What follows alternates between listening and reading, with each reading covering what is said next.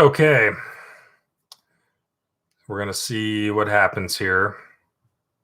I'm going to give it a minute or two.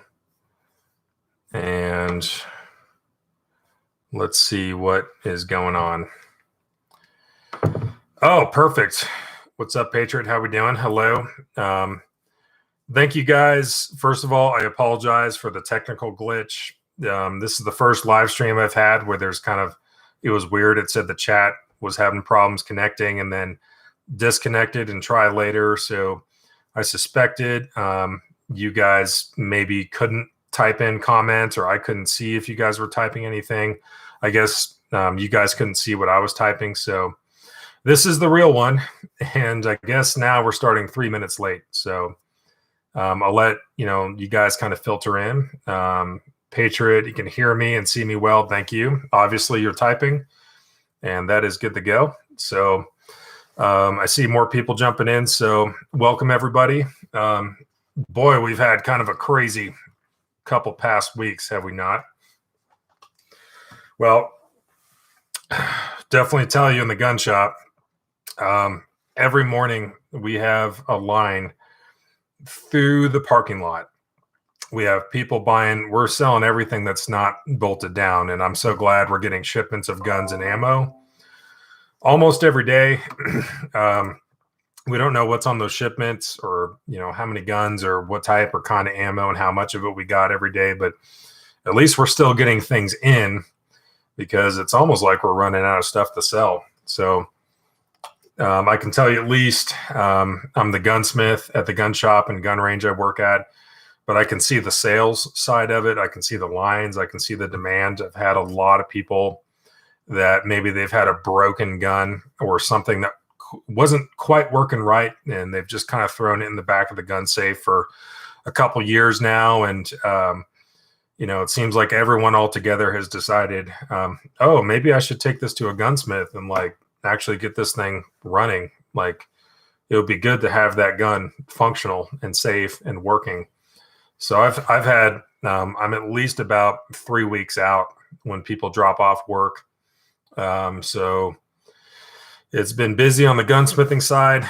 I can see it's been busy on the sales side. And despite how hard ammo is to find, our range has remained busy. That's a lot of first-time gun buyers and people that need training.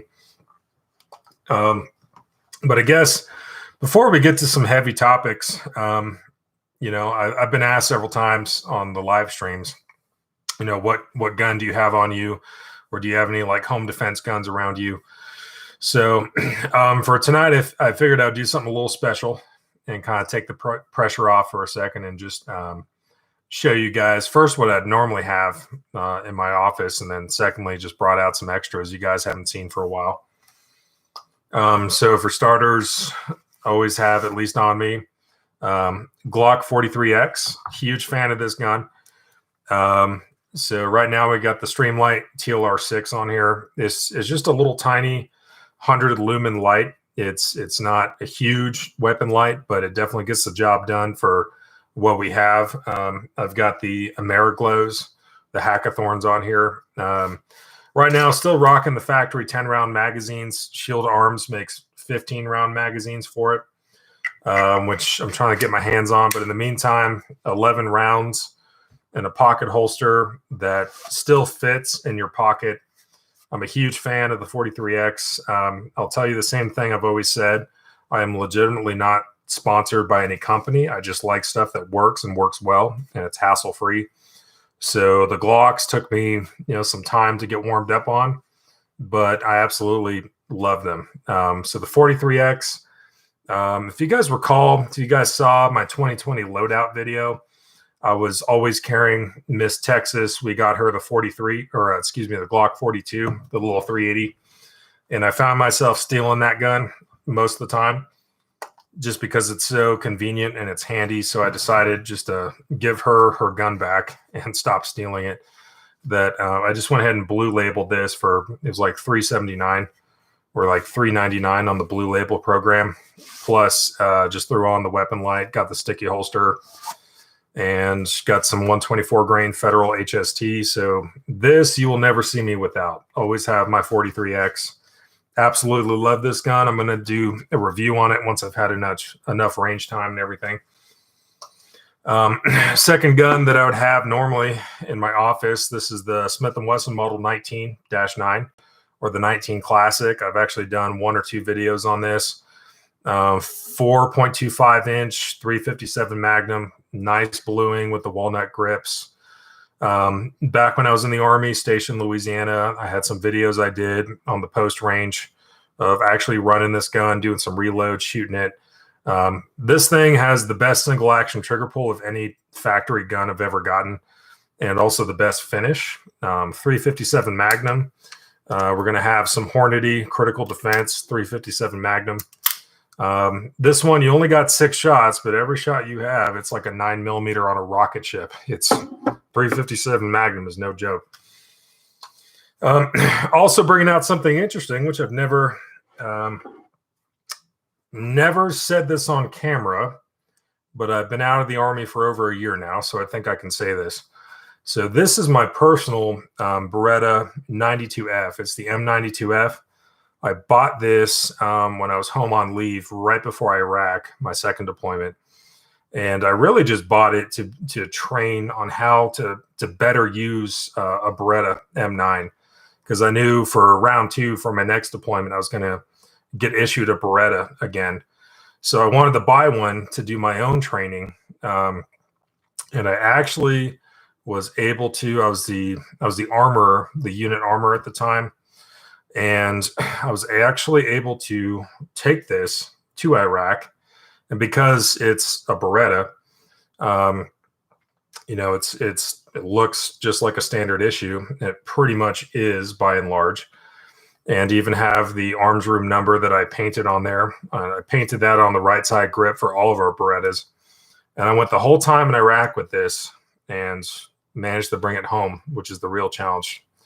So this is kind of a family heirloom, I guess, at this point. It's not U.S. property. It's not an issued M9. It's an M92F. I bought it out here locally years ago. And I meant to buy it just to train, but I actually ended up taking it overseas and bringing it back. So at this point, kind of a family heirloom. And it has the TLR1 from Streamlight with the Surefire mount that allows you to mount that. I used this when I was in El Paso on the border mission. So all of this kind of has history between the El Paso border mission. That was my last mission, active duty, and then taking this thing to Iraq and just going to pass it on. You guys can see Miss Texas in the background. Hello. Hello. So she's grabbing her laptop things. What's going on? Nothing much. Okay. Just got off with Roberto and Good. Ashton. Rob and Ashton are watching. Hello. What's going on, Miss Texas? Hey. All right. Yeah. Everything good? Yep. They're doing okay? Yep, they're doing okay. Nice. Yeah. He's watching, so. Awesome. Yep. Welcome, everybody. U.S. Patriot says, have I seen the British SA-80 rifle? I have. I have. Actually, back at Al-Sad, we had some British troops there in Iraq, and they looked at our M4 carbines in complete jealousy. And I actually spoke with one of their unit armorers. We actually, got to check each other's weapons out. And I straight up told the dude, I think he was a corporal. I said, hey, man. And I got promoted to corporal overseas at the time. So we were the same rank, NATO, and actually the same position. Infantry guys, recon dudes are armors. And I was like, dude, this is actually really bad. This is awful. Like Turkey, which somehow is a NATO country, has a better standard issue weapon than you guys do. Like this is tragic. And he's like, oh yeah, I know. I wish we had you M4. Because keep in mind, they're using the LMT, the MWS 308. They're using that as their designated marksman rifle. So they kind of know what the AR platform is all about. And their special operations guys have, maybe it's Dymaco, Colt Canada, but they have AR-15 derivatives. And he looked at the M4. I looked at the SA-80. I was like, this is just a giant piece of shit. there's no way around it. This is god awful. And he wanted to like try the trade or whatever. I'm like, no. So yes, I have. Jeremy, what's up, dude? Yes, I'm not going to say your real name, but good to have you. How's everything going over there? How's married life and all that? It's good. Honestly thought all NATO countries used the same weapon. No, we use the same calibers most of the time, and we all have our own secret sauce in terms of the weapons we're using. With the idea being, if it's the British with the SA-80, if it's us with the M4, Mark 18, Mark 12, M16, 416, whatever it is, that we can interchange the same ammunition. But in terms of the actual weapon systems, we use very different things. Let's see. Oh God, you guys are doing Mountain Peak? Man, you got to stack on the dip and the Pedialyte, get ready to go, man. You should probably get some sleep. I'm sure you got to like weapons draws, probably like, 0530 or something awful like that. For those who don't know, Mountain Peak for the 10th Mountain Division is the various brigades. That is a standardized training scenario.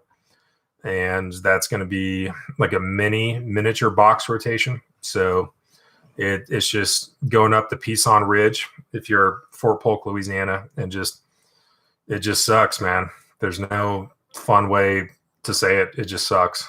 But actually, Mountain Peak, I would get the best training, usually better than box rotations we would do. So the training's good. It just sucks. So good luck with that. I know I got my DD-214 blanket. It's in our room, so I'm just going to snuggle up on that tonight.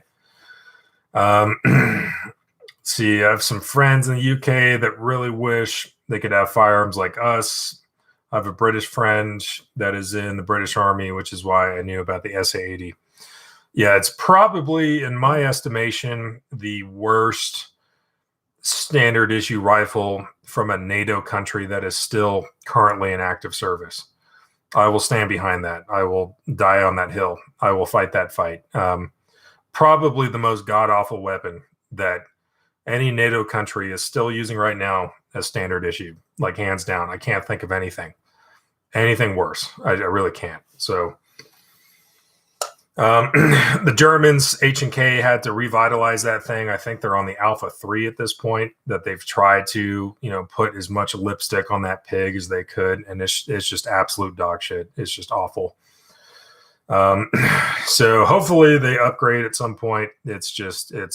It's awful. I would be wildly disappointed to be issued something like that. But continue on with the gun thing. Of course, look at that. 2 world wars. This is my Springfield 1911. That really, the frame, slide, and barrel. It's the only thing that still is Springfield at this point. This is the custom mil spec that you guys have seen that. And I've done a lot of work. I cut my teeth on building and working on 1911s with this gun. And it's old reliable, man, this thing. But it's all hand-fitted, hand-tuned, quality Ed Brown, Wilson Combat, Nighthawk parts in here. So this is about as reliable as you can get a 1911 to be. It has plenty of wiggle and jiggle, but it does about 4 inches at 25 yards, acceptable. But this one's a long-standing favorite. This one I actually keep down in the kitchen. It's my coffee gun. Everyone has to have a coffee gun, right? Next thing. How about that? M1. You guys haven't seen this on the channel for a while. This one, I've actually put on a weapon light. I know it's blasphemy, but you got to hear me out. And I also have some QD sling mounts on it. Right now, I'm actually just using the standard issue canvas sling, but I've got some QD mounts on it. So the story is, I got this M1 from the CMP for like $617 back in 2009. the stock, and I kept everything to the stock when I did, the Surefire on the side and everything. But this stock was absolute garbage. It's got gouges. It's got problems. I bought it for $20 at a gun show. It was already glass bedded. There's no cartouches or markings on the stock. The stock is the least valuable part of this besides the sling. And I kept everything to the stock. And I still have the original stock. So keeping it correct and historically accurate and unmolested. I do have the original stock. But this, I kept everything to the stock in terms of putting on the modern sling and putting on the Surefire weapon light. Other than that, this is a standard M1 Garand. And let's see, we're riding with, it's going to be 150 grain S&B. It's their M1 Garand load. So if you guys have an M1, make sure you're using the proper 30-06. You don't want to go to the Walmart, just buy some modern hunting 30-06 and throw it through an M1 Garand. You will eventually break the rifle. It was not made for that ammo. So this is the get off my lawn gun, I guess. But if you guys want an M1 Garand video, which you guys haven't seen on my channel for a while, I can do another one. So just let me know.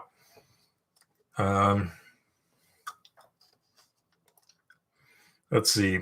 What is your opinion on the XD45 full frame and a little tiny US? Maybe that's a American flag emoji. I'm not a tremendous fan of the XD. And I guess that shows up from, I was kind of lukewarm on the XD pattern, and then they came out with the XDM, and that was cool. But once I got into being an armor and the military and civilian life, and once I got into gunsmithing, it actually made me hate the XD even more. A little bit more parts count than I would like to see, more usage of roll pins that I'd like to see, the most complicated magazine release in terms of parts count and design that I've ever seen, ever. Even the CZP-10 is not that bad. I'm not a huge fan of that grip safety. Now, I guess that's at first glance would be hypocritical. 1911, single action only, exposed hammer, manual safety. We do want a grip safety on something like this. Something like an XD, not really necessary. We can't even rack the slide or fire it unless we have a proper, perfect Weaver stance shooting grip on the gun. Challenges coming out the holster, and I just need that gun to work right now. And I've got like 3 feet between me and my attacker, and I don't have time to get a proper grip on the gun. But these rounds are gonna be on target, and the gun's not going off because I have not disengaged that grip safety. These are things I care about. I'd probably lean into a Glock 21 or a Smith & Wesson M&P 45, definitely before I did an XD 45. Also, the guns are made in Croatia, which there actually is a viable reason for that. I'm more trying to support American manufacturing whenever I can. So like Glock has an American plant in Georgia. So this 43X, my 19X, Glock 44, our Glock 42, all of my Glocks are the Georgia plant Glocks. So pretty big on U.S. manufacturing, if that matters. XD, though, I would take an XD before I would take a whole bunch of guns. Kel-Tec, Bursa Thunder 380, especially High Point, Taurus, anything. I would take an XD gladly before I took any of that. But with the XD, I would lean on a Smith & Wesson or a Glock, or there's other things I would try to do before I did that. But that's just me. The gun is not garbage. It's not a garbage gun. They do work. They do perform. We got some XDs on the rental range. And in terms of, they're just like Glocks in terms of we just shoot them relentlessly. Customers shoot them all day. And, I don't really see breakages or jams or problems or complaints. But when something breaks, it's a mess. Honestly, I do enjoy Glock for its very low parts count. Smith & Wesson probably comes in second place on that, but they also copied Glock's design and got sued for it. The 320 probably makes the most sense if you're sticking on 9mm. If you're looking for a 45, I would not recommend a 1911 at all, basically to almost anyone. So the XD45 would be better than that, but I would move on a Glock 21 or Smith & Wesson M&P 45. Just me personally. Let's see. You'd love to see an M1 Garand video, so we'll see if we can make that happen. Ammunition, as you guys all know, is pretty tough right now. So I'll see if I can stock up on some more. Do a video with that. Me and Range Chris both have M1s, so I'll have to coordinate with him, see if we can get a range day together, and that'd be pretty cool. Seeing if we can just compare. I think he's got a Harrington and Richardson, or maybe he has a Springfield. I can't remember. I'd have to ask him. But mine's a Springfield 50s production, kind of the best they got until it was over. So moving along with the gun train, this will actually be the last gun to show you guys. And you guys have not seen this one on the channel for a while. Boom. Mossberg 590 A1. I am, from the start, I am not a tremendous fan of a shotgun for home defense. For those who are new to the firearms, that I've usually seen that to be kind of mind-blowing, that they're always told, you know, from Grandpa Jenkins or whatever, oh yeah, you just grab a shotgun, or Joe Biden years ago, just buy a shotgun. And that seems to be like the American conventional advice for a home defense gun. Just buy a shotgun, you're good. Everything from, you know, Grandpa Jenkins to Joe Biden is recommending you to buy a shotgun for home defense. So when they look for a home defense gun and I totally don't show them any shotguns at all, they're like, well, what about a shotgun? I have severe problems with recommending a shotgun.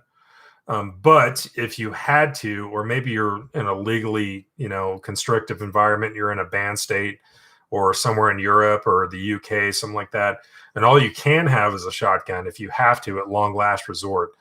590 A1, it's one of my favorite shotguns. Probably the only thing better than that in my book is a Benelli M4. If we're talking about, you know, just a one-man army with a 12 gauge. This one, bit of a trench gun. You guys have seen this in the channel for years now.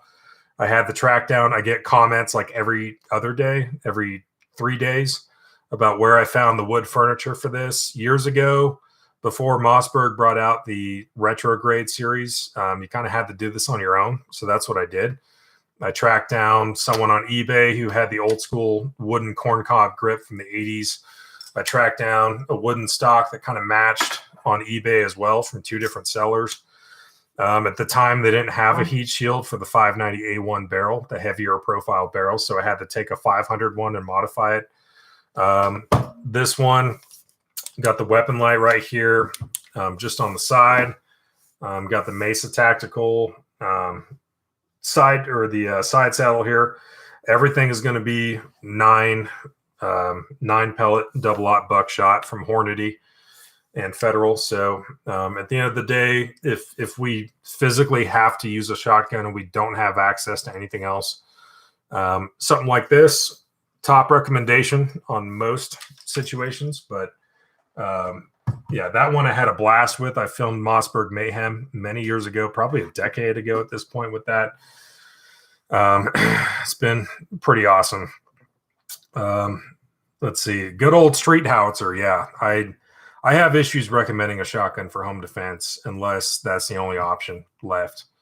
But yeah, the street howitzer. Well, hello, this is new. What's up, Shaggy? How we doing? So I think I've shown you guys kind of, for starters here, the guns that we have tonight. Glock 43X with the TLR 6 on there. Got old school 1911 from Springfield. That's not even really a Springfield at this point. I've had that for years. I built that one. Model 19-9 from Smith & Wesson.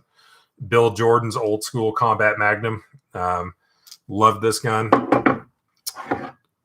We've got my Beretta M92F that I totally did or did not sneak into Iraq and brought it back. And I used this this TLR1 Streamlight with the Surefire mount when I was in El Paso. And I actually used this TLR1 on my M4 in Iraq when that Enforce piece of garbage fell apart, like literally disintegrated on my M4.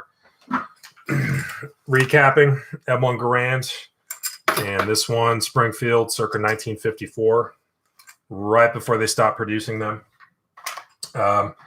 So you guys, minus the 43X, you guys have actually seen all this in the channel.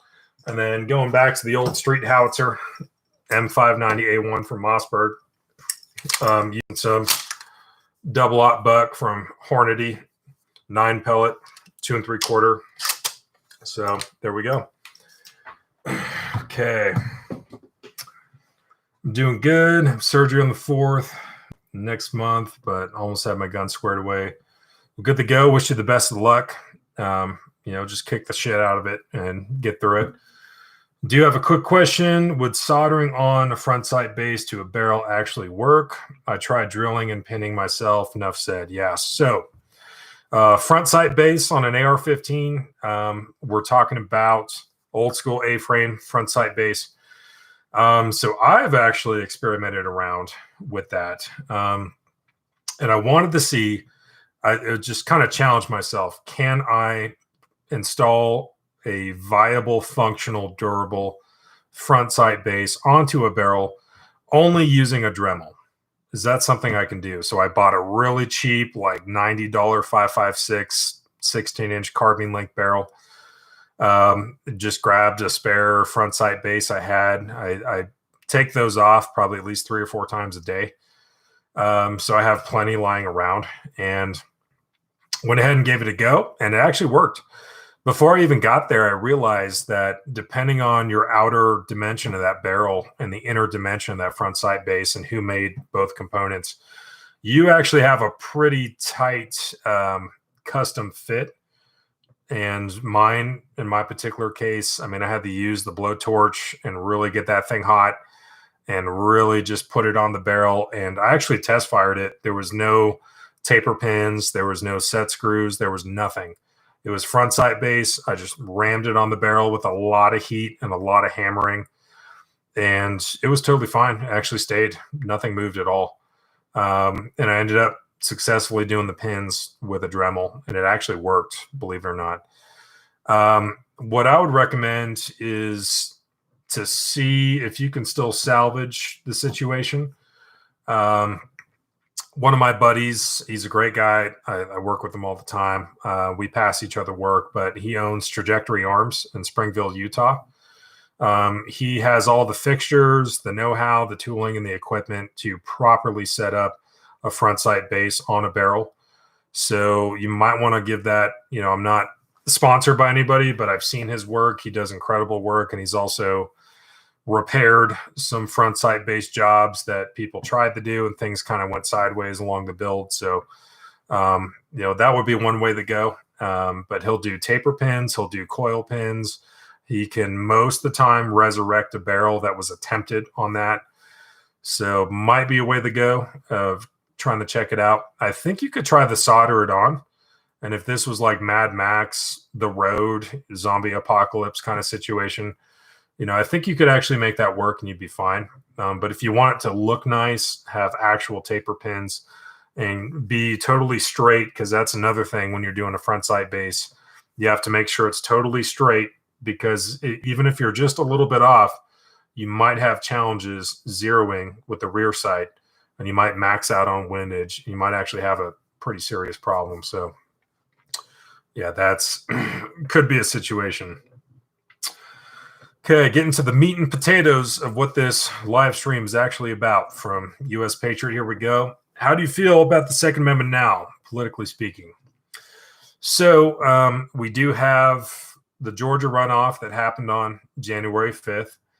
And the result of that was 2 Democrats won in Georgia. So tipping the balance, Republican minority in the Senate and the House. They also have the executive branch. The only thing they don't have is the Supreme Court, which technically, the yearbook answer on that is the Supreme Court is not really Democrat or Republican. If we want to be more precise about it, it's going to be originalist judges or justices in this case versus kind of new age, where they decide to reinterpret and just kind of bend the Constitution like a bonsai tree to get to the result they want.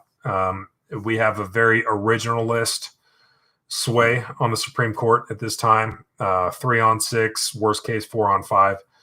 So at the end of the day, that's the only branch of government that does not or is not about to have full Democrat control. But there's a couple challenges there. Like I said in the video I did while I was driving today, we have Democrat senators like Joe Manchin from West Virginia, where on paper he's a Democrat, but he doesn't really vote like they vote. He voted yes for Justice Kavanaugh during his appointment hearings. He's already said he's not in favor of packing the courts. He's already said he's not about the whole assault weapons ban, gun control stuff. So we'll see how that goes. But at the end of the day, should anything even make it, we still have the Supreme Court that can ultimately, someone's going to sue for redress. It's definitely going to happen. It's going to happen in a hurry. So when it gets to the Supreme Court, that I would not be feeling so good about that if I was in favor of gun control. I would be very cautious about the laws, or in this case, the bills that they would attempt to try to bring forward. Because if, let's say, I want guns banned and I want an assault weapons ban, I want magazine limits, I want all the worst stuff, I would be very cautious about the bill that I would write and the language and the provisions in that bill. And I would be very concerned that even if it does pass and I think I got what I want, I would still be very concerned about the Supreme Court, because the last thing I would want, if that was me, would be a Heller versus DC or McDonald versus Chicago, where we tried something and we temporarily got it. It went to the Supreme Court and now it totally blew up in our face in a way that's irreparable damage. So, I'm not feeling as good as I would if the Senate was a Republican majority, at least that we would have a conflicted government. But at least we have the Supreme Court where, I don't see the courts getting packed. There might be some talk. There might even be an attempt. Maybe it makes it through the House and falls apart in the Senate. But the Supreme Court is not insignificant. Going back to Marbury versus Madison, where judicial review kind of came about. And if I was in favor of gun control or assault weapons bans, I would be very cautious about how I proceed and how, maybe we shouldn't really shoot for the moon, because if we do that and we actually get it, we know it's going to the Supreme Court and it might actually fall apart completely in our face in a way that we'll never be able to repair. So I guess it's kind of good. It's kind of good that, pro Second Amendment people were always, conscious. We're always watching. We're always vigilant about this, but also keeping them on their toes too, that they got to be a little bit careful about what they try to do, because they have no friends in Article 3 of the judicial branch. So it's not as confident or as fun of a situation as I wanted, but also not all hope is lost. There's actually quite a lot to really count our blessings, I guess. Let's see. Drilling and pinning is no go. I would have to buy new front sight base. Shoot me that information. I'll look them up. I'm just glad they don't have a super majority or anything. They have among the narrowest majority in history, probably. Yeah, I mean, I think we're at the point now where we have a very polarized country politically. I would also say culturally for a multitude of reasons. But yeah, it's kind of, you're right at that 50-50 line. It's very close. And I think it's very telling of what's going on right now. Let's see. I'm worried about the violence. Yeah. So I think before I'm going to say what I'm about to say, just a real quick recap. And I think we're all on the same page, but for those who may watch this later, I want there to be some context. So for starters, I'm going to say we do have a First Amendment in our country. And as we all know, or should know, the First Amendment is going to cover your freedom of speech, which later got expanded to also include freedom of expression. You can go out there and protest. you can go out there and make your voice heard, and you can go out there and have a picket line, or have people shouting at an intersection, whatever. The definitive difference in our Constitution, chiefly the First Amendment of our Bill of Rights, is when that First Amendment activity no longer becomes protected. And the point at which that ends is when things become violent. So you can sit there and, do your First Amendment speech and protesting and expression activity, and that's totally legal and fine. But the second we start moving in the violence is when your First Amendment no longer covers your right. You don't have a right to do that because you're harming people, destroying property, vandalizing, burglarizing, you're lighting things on fire, whatever it is. Our First Amendment in our Bill of Rights does not legally cover that. Culturally speaking, at least I would like to say in our country, we don't have room for that, where it just gets out of control. There's a secondary note, which some people might comment on. If you're part of a crowd and you have no violent ambitions on your mind, and you're just holding up your sign and shouting and doing your First Amendment stuff, but then people in your mob or in the crowd are starting to do violence, you have to understand some shit. And that is, you are part of this collective protest. There are members of this protest who are causing problems in terms of destroying property, committing violence and injuring people, possible, killing people, crazy things are happening. So you have to understand that violence may not be your objective. You don't want to have any part of it. That's not what you want to do. But if any member of the crowd and it starts to become violent and things are happening, that's the point where things kind of turn, where it's maybe not what you wanted, and it's not what you're willing to do, and it's not what you're about, but you are part of this collective protest or organization on the street that this is happening now. And at that point, it would be wise to leave. If you're not about the violence, then don't be about the violence. Go. Because it does not take long before law enforcement and peace officers be like, hey, this is no longer a peaceful assembly. You must disperse. This is not protected under the First Amendment. There's violence. People are hurt. Things are on fire. This whole thing needs to go. Okay, disperse. It's over. This is not First Amendment anymore.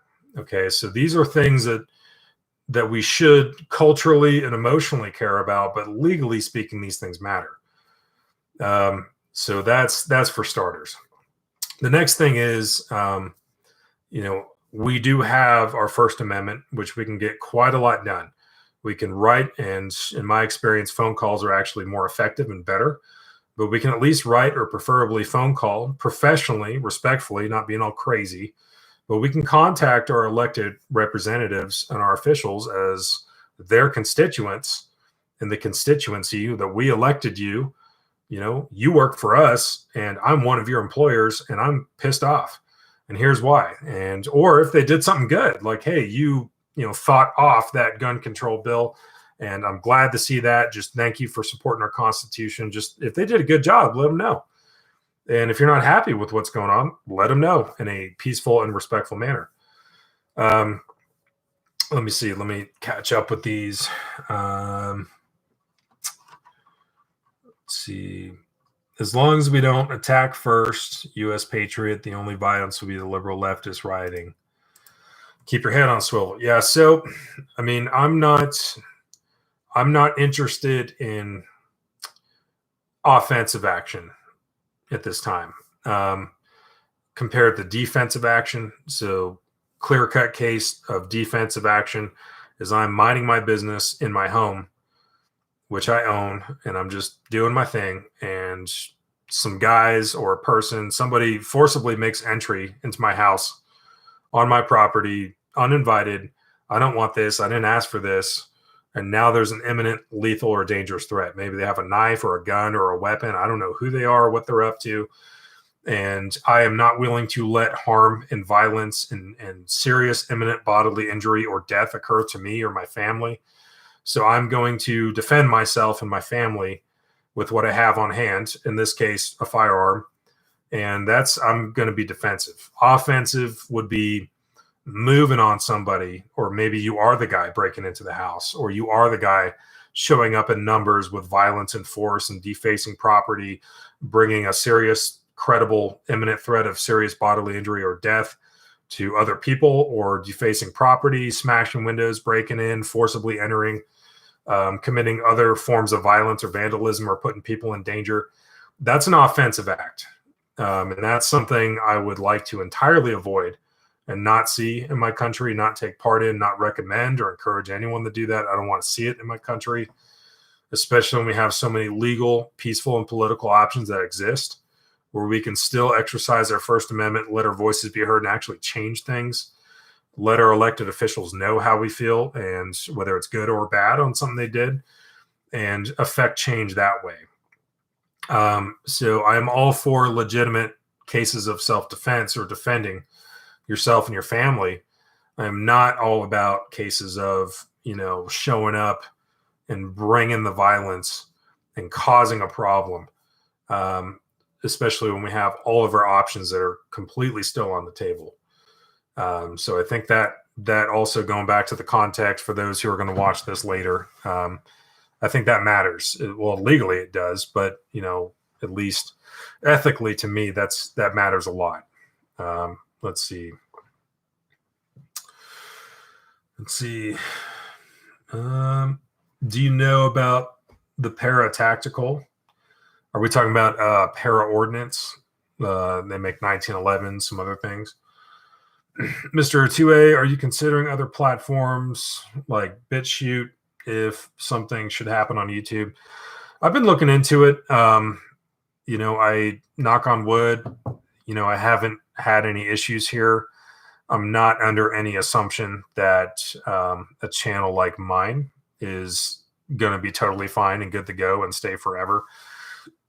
At least the way things seem to be going. That was another point I wanted to bring up tonight, is you have your major tech companies, most of which are at least headquartered, started in, or based out of Silicon Valley in the West Coast. 80 to 90 to 95% of these companies, from Adobe to Google to all these guys, they're all very left-leaning. If you want to search and figure something out, chances are you're probably going to Google, who now owns YouTube. It's been that way for years now. But 80% of internet searches are Google. Google is a very left-leaning company. That's their headquarters. Facebook, same way. Twitter, same way. If you want to have a video presence, if I want to be up here and do live streams and produce content and produce videos about gun-related things, whether it's building an AR-15 or just talking about overall gun safety or hunter safety or education or anything, I'm going to do it on YouTube. There really is no alternative. There really is no alternative to Facebook for what that platform does. There really is no alternative to Twitter for what that platform does, or Instagram or Pinterest, So if you get deplatformed, or they decide we don't want to see any gun-related content on our platform at all, at least currently as a business, they can decide what they would like to have on their platform or not. There could be, I think there's an argument there that these things have become so mainstream and a single source provider of videos or social media that we're kind of moving into that First Amendment territory. Is this protected under the First Amendment, or does this have any First Amendment related to the fact that if I'm taken off YouTube because I have a gun channel and the owners of YouTube or Google don't like guns, and I've once I'm deplatformed, I have nowhere else to go. I mean, I know there's Full30 and there's a couple other video hosting websites, but they are not. There's nothing like YouTube. YouTube is the fast lane. Full30 and other places like that are just kind of a little trail in the woods compared to like a 12-lane interstate. That is YouTube. So the bottom line is, I do have concerns about First Amendment stuff, especially that our social media, YouTube and Google search, all this stuff are owned by a very small number of companies that control basically most of it. And all of those companies, without exception, are wildly left-leaning. So I do have First Amendment concerns. I mean, as always, I have Second Amendment concerns, but I actually concern more about the First Amendment. We've kind of found ourselves to be in this place where it seems there's, with the woke culture and everything else, that, you know, people on the left, and I see it more on the left than I ever see it on the right at all. You know, I'm not trying to be one-sided. I've just introspectively take, you know, a personal inventory of what you've seen and who you know.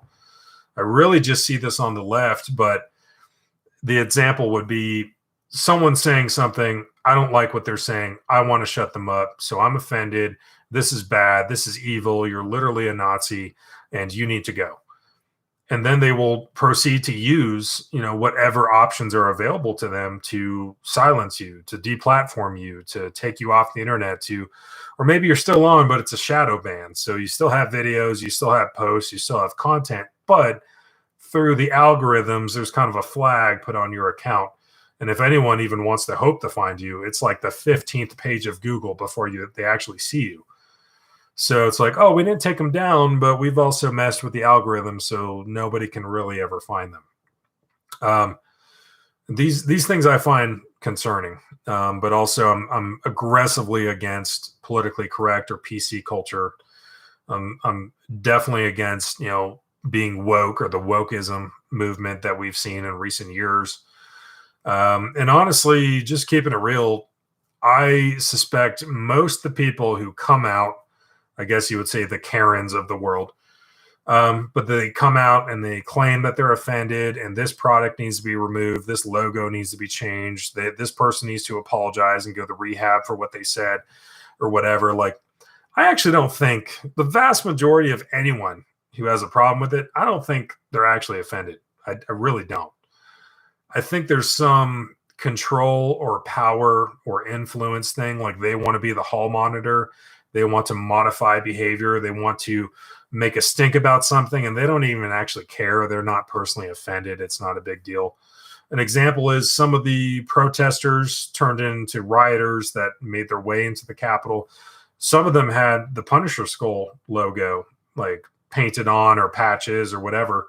So now people are calling on Netflix, I think, holds the streaming service for the Punisher, the TV show. And they're claiming, you know, they're saying, oh, like some of these Punisher skulls were seen at the Capitol, so we just need to remove the Punisher, like the TV show, off your streaming service because it's offensive and it's dangerous. And it's like, this is when I'm like, okay, this is out of fucking control. This is absolutely ridiculous. We're talking about a TV show about a dude who kills people.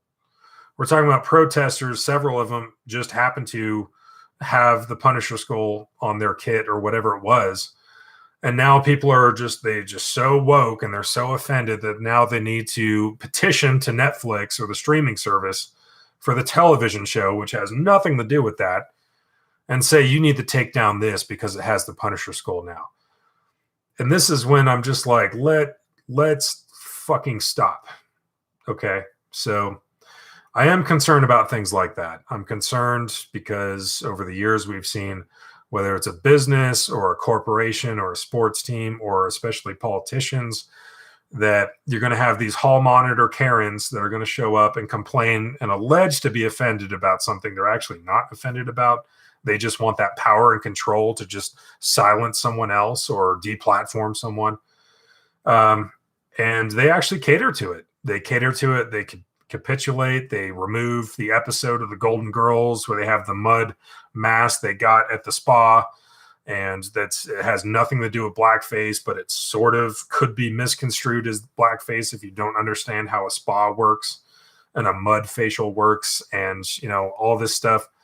And I know maybe for those joining me right now or watching this later, that might sound like crazy talk or this weird stream of consciousness, but I'm telling you, this is actually what I really worry about. I mean, I'm always watching the Second Amendment, but I'm more concerned actually about the First Amendment and people having true freedom of speech and expression, of having a YouTube channel that talks about guns or a YouTube channel that talks about things that might be necessary, but they're uncomfortable or they might be slightly offensive, especially with comedians from Dave Chappelle, the Joe Rogan, Bill Burr. You know, that's what comedians do, is make people laugh.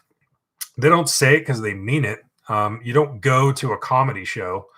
And for those of you guys who've been to a comedy show, I've taken Miss Texas. We've done some live comedy shows and stuff. Like, we enjoyed it a lot. We go there to be entertained and to chill and to not care if we're a Democrat or Republican. We're not caring. We just want to laugh and chill and relax. And we know, because we're adults, that some really wild shit is going to be said in a matter of a joke. And I don't think that comedian actually means it. They're trying to get the room to explode.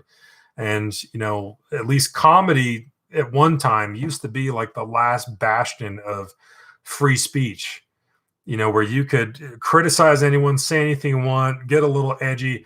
And now you got people like, oh, you know, you crossed the line and this is insane and this is crazy. Like, then why the fuck are you here? This is a comedy club. Like, this is a comedian. They have a couple bits. They got a set. They're going to say some shit that's crazy. And that's the point. It's comedy. This is the one time we can all take our jerseys off, Republican, Democrat, whatever, and we can just chill and laugh and have fun. And you have problems with that. And, you know, you get, you know, bounced out of there and you storm out all upset because the comedian's going to call you out. Like, what are you talking about? This is a comedy show. Do you even know who you are? And you storm out like, well, that works in my gender studies class. Why didn't it work here? It doesn't work here because you're in the fucking real world where people come to a comedy show to be entertained. And there is no such thing as a line too far, by and large, for the most part. Like, relax. And so anyway, getting off that tangent, I saw some questions just popped. I'll get to them. But I am actually, this may surprise people being Mr. Second Amendment, but I'm actually a little bit more concerned about our First Amendment and freedom of expression and how things are going to look in terms of social media moving forward. And are people going to be able to say the things they want to say, even if they're things that offend me, that I disagree with? I want them to have the right to say it, as long as they're not inciting violence, which we might get to as we go here. Okay, let me put on the glasses here. Drinks for the evening. We got some Jack and we got some Uena Brewery. This is their yard sale for those. Miss Texas and I love skiing. Actually, just last weekend we went skiing up at Sundance. But for those who don't know skiing, when you fall really bad on the slopes and just your skis and gloves and poles, everything just goes flying. We call that a yard sale. So you win a brewery. Some of you who might be surprised, there actually are breweries out here in Utah. They actually have a blend of ale called Yard Sale, and that's kind of what that's referencing, but actually do find it quite good. So if you guys are curious about the drinks for tonight, that's what I got on tap. And let's get to these questions. Let's see.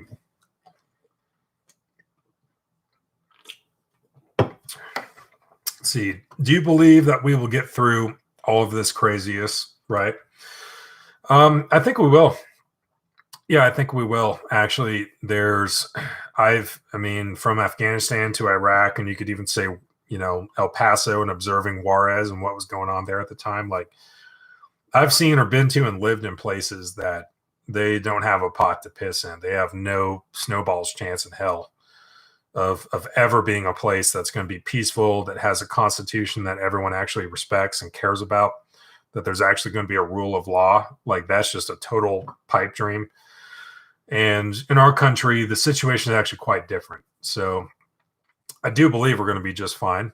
It may not feel like it for a lot of us right now, but I actually do think we're going to be just fine. You know, there's no groups of armed dudes running around cutting heads off and, you know, hanging people from bridges and burning people alive and just taking over and doing what they want. We actually have a constitution. We have your United States military. It's been doing it for almost 250 years, protecting this constitution and the people. We do have our constitution. Everyone from a police officer to a politician to a soldier swears allegiance to that document. And there are ramifications for not following that oath.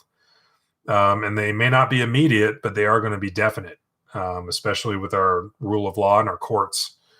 So, you know, I've said it before, I'll say it again. I do believe we have the greatest country on earth, and I do not apologize for that, and I don't care.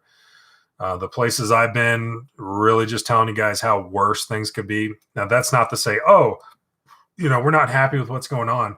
So let's look at Afghanistan, and we should all feel grateful and just not worry about it. No, we should still be concerned about the issues we have. We should still be trying to improve all the time. That was our eternal charge, to continue to make a more perfect union. That was not a statement. That was a task. So, we should continue to do that. But in retrospect, if we just take a seat on the bench for a little break real quick and we look, all facts considered, we're going to be just fine. I do believe that. And I'm not just saying that. Trust me, I've seen it. Like, we're going to be just fine. There's going to be some weird moments. There's going to be some things probably that are going to happen that we're not going to like. There's going to be, certain movements or certain piece of legislation that might come forward, whatever. But all facts considered, I think we're going to be doing just fine. Trust me on that. Okay, let's see. Did you see that Air Precision put out today? They've adopted the left's identity politics, it appears. I think I need some expansion on that. I want to see what that means. I mean, the company is out of Tacoma, Washington. So, there could be some stuff there, but I'd like to see exactly. Now I need to dig that up. So I'm gonna wait for a response on that. But that's kind of interesting. From here to stay, considering a lot of these tech guys are now cabinet members on the incoming administration, there is very much a violation of First Amendment rights. I think there's definitely, like I said, I think there's an argument for. You always see this come up all the time, of like, oh, some dude, chiefly in this case recently President Trump or someone else, gets banned from Twitter, whether it's 10 days or indefinitely. Maybe some Alex Jones kind of guy gets totally deplatformed from YouTube and Twitter and Facebook. And then people who want to see that happen or want to see that individual deplatformed, they'll say, hey, it's a private company. It's not the government. Okay. So they have no obligation to, respect any kind of First Amendment rights. It's their streaming service, it's their servers, it's their website, it's their company, it's their reputation. And if that's not what they want to have or host on their business and their platform, as a business owner, it's their right to take that away. And you can't really turn around and complain about First Amendment issues because, it's not the government telling you that you can't have a YouTube channel. It's YouTube and their servers and their business as a private company telling you, I don't want your stuff on my service. That's the number one thing. And legally, at least as the law stands these days and now, like that is lawful. But I think the argument that should be argued, and I'm not big on regulation, I'm not big on taxes, I'm not big on the government getting involved, but I think let's just put it this way. I would like to hear a case where someone argues that, YouTube, it's the only video survey or video hosting service that really matters. Facebook, it's the only social media outlet really that's in existence. Twitter, it's the only thing that does what it does. Instagram, Pinterest, all those. And we've kind of gotten to this place where technology became what it is, and especially companies like Google gobbling up all these other companies so they can just control more of it. We have a very small few of companies that actually control basically all of social media, the main places that anyone goes. And I'd like to hear that argument that, hey, I understand the business thing and I understand private business and everything, but we've kind of gotten to a point that if you don't have a Facebook page, if you don't have a YouTube account, then you've got nothing, essentially. There's no way for anyone to find you. You have no First Amendment, or not the same extent of a First Amendment as someone with all the other social media. And if you're banned or deplatformed or taken off these platforms, yeah, on paper, you still have a First Amendment, but you don't have the same amount of expression or outreach or anything. You can't make your voice heard like someone could if they have all of those things and you don't. So I would like to hear those arguments. And I do particularly think there's an argument for that. But let's keep going. Let's see. Okay. Kit Iraq Air Precision currently employs a workforce of over 800 employees, including a very diverse population of minority, women, and veterans. Relocating to Lakewood. Lakewood where? Will allow us to further our goals of diversity and inclusion by recruiting from the surrounding area and Joint Base Lewis McChord. Okay. That's a quote above from the email I got from them today. Sorry, I forgot the quotations. Email addressed them moving rows and facilitate because of growth. Yeah, I don't really see, maybe I just don't see the same. I don't quite see some kind of progressive or lefty angle on that. I like it when a gun company is doing well. They put out a really good product and they're expanding. But if they're going the Joint Base Lewis McChord, is I guess what that would mean. It doesn't bother me that if they're doing, a very diverse population of minorities, women, and veterans, and other people as well, like, to me, that's America. If I've got women, minorities, veterans, and everyone in between, and they're all making firearms, and they're expanding and growing and moving to a bigger facility to make more guns, and all these Americans are building these guns for Americans, I guess I'm not really like upset about that, but maybe I need to probably read more into that. But I don't know, in a way that reminds me of, Rosie the Riveter building B-17s during World War II. Like, I don't care if they're minorities, women, veterans, like we're building shit that matters and it's in America for Americans and we're expanding our growth. Like, let's send it. But yeah, let's see. I guess I'll look into that though. I guess I'd want to hear more. I'll call my Aero Precision dude. So we do a lot with him. I've probably built about 400 or 500 Aero Precisions in the last 6 months. We do a lot with them. So I'll just call him tomorrow and see what the scoop is. Okay. I think the smoking gun will be current tech employees also still employed with government curtailing First Amendment or proof of former tech people employed with government having tech companies regulate First Amendment by proxy. Yeah, could happen. Again, the Article 3 of the Constitution, the judicial branch, the Supreme Court of the United States, that is not insignificant. And there's only so much that can get done through executive orders, or I guess I'm sure what Joe Biden's going to call executive action, just like Obama did. But they're executive orders. There's only so much that can get done there. He knows he needs Congress. I mean, Joe Biden has been, a career politician in public life for about 25% of America's entire history. So like, he knows the game. He knows there's only so much he can do. But the Supreme Court's not going to be insignificant. Not, having, constitutional review and laying down the hammer and hearing those arguments and, really deciding those cases in a way that's not going to be in his favor or their favor. Again, it kind of goes back to the Second Amendment thing where if I was in favor of censorship and having free reign to silence anyone I felt at any arbitrary time was a threat or someone I just didn't want to hear from, and I had the power to silence them, and I was doing that, I'll be very cautious about how I proceeded because the Supreme Court, I don't think that's going to roll. But I guess we'll just have to see on that. See, just really worried about the state capitol protests. Before I get to that, from Gregory, hello, what's going on? Welcome. Yeah, so I personally, like I said in the video today, and I'll say it again right now, I was actually just, excuse the language, I was fucking pissed off.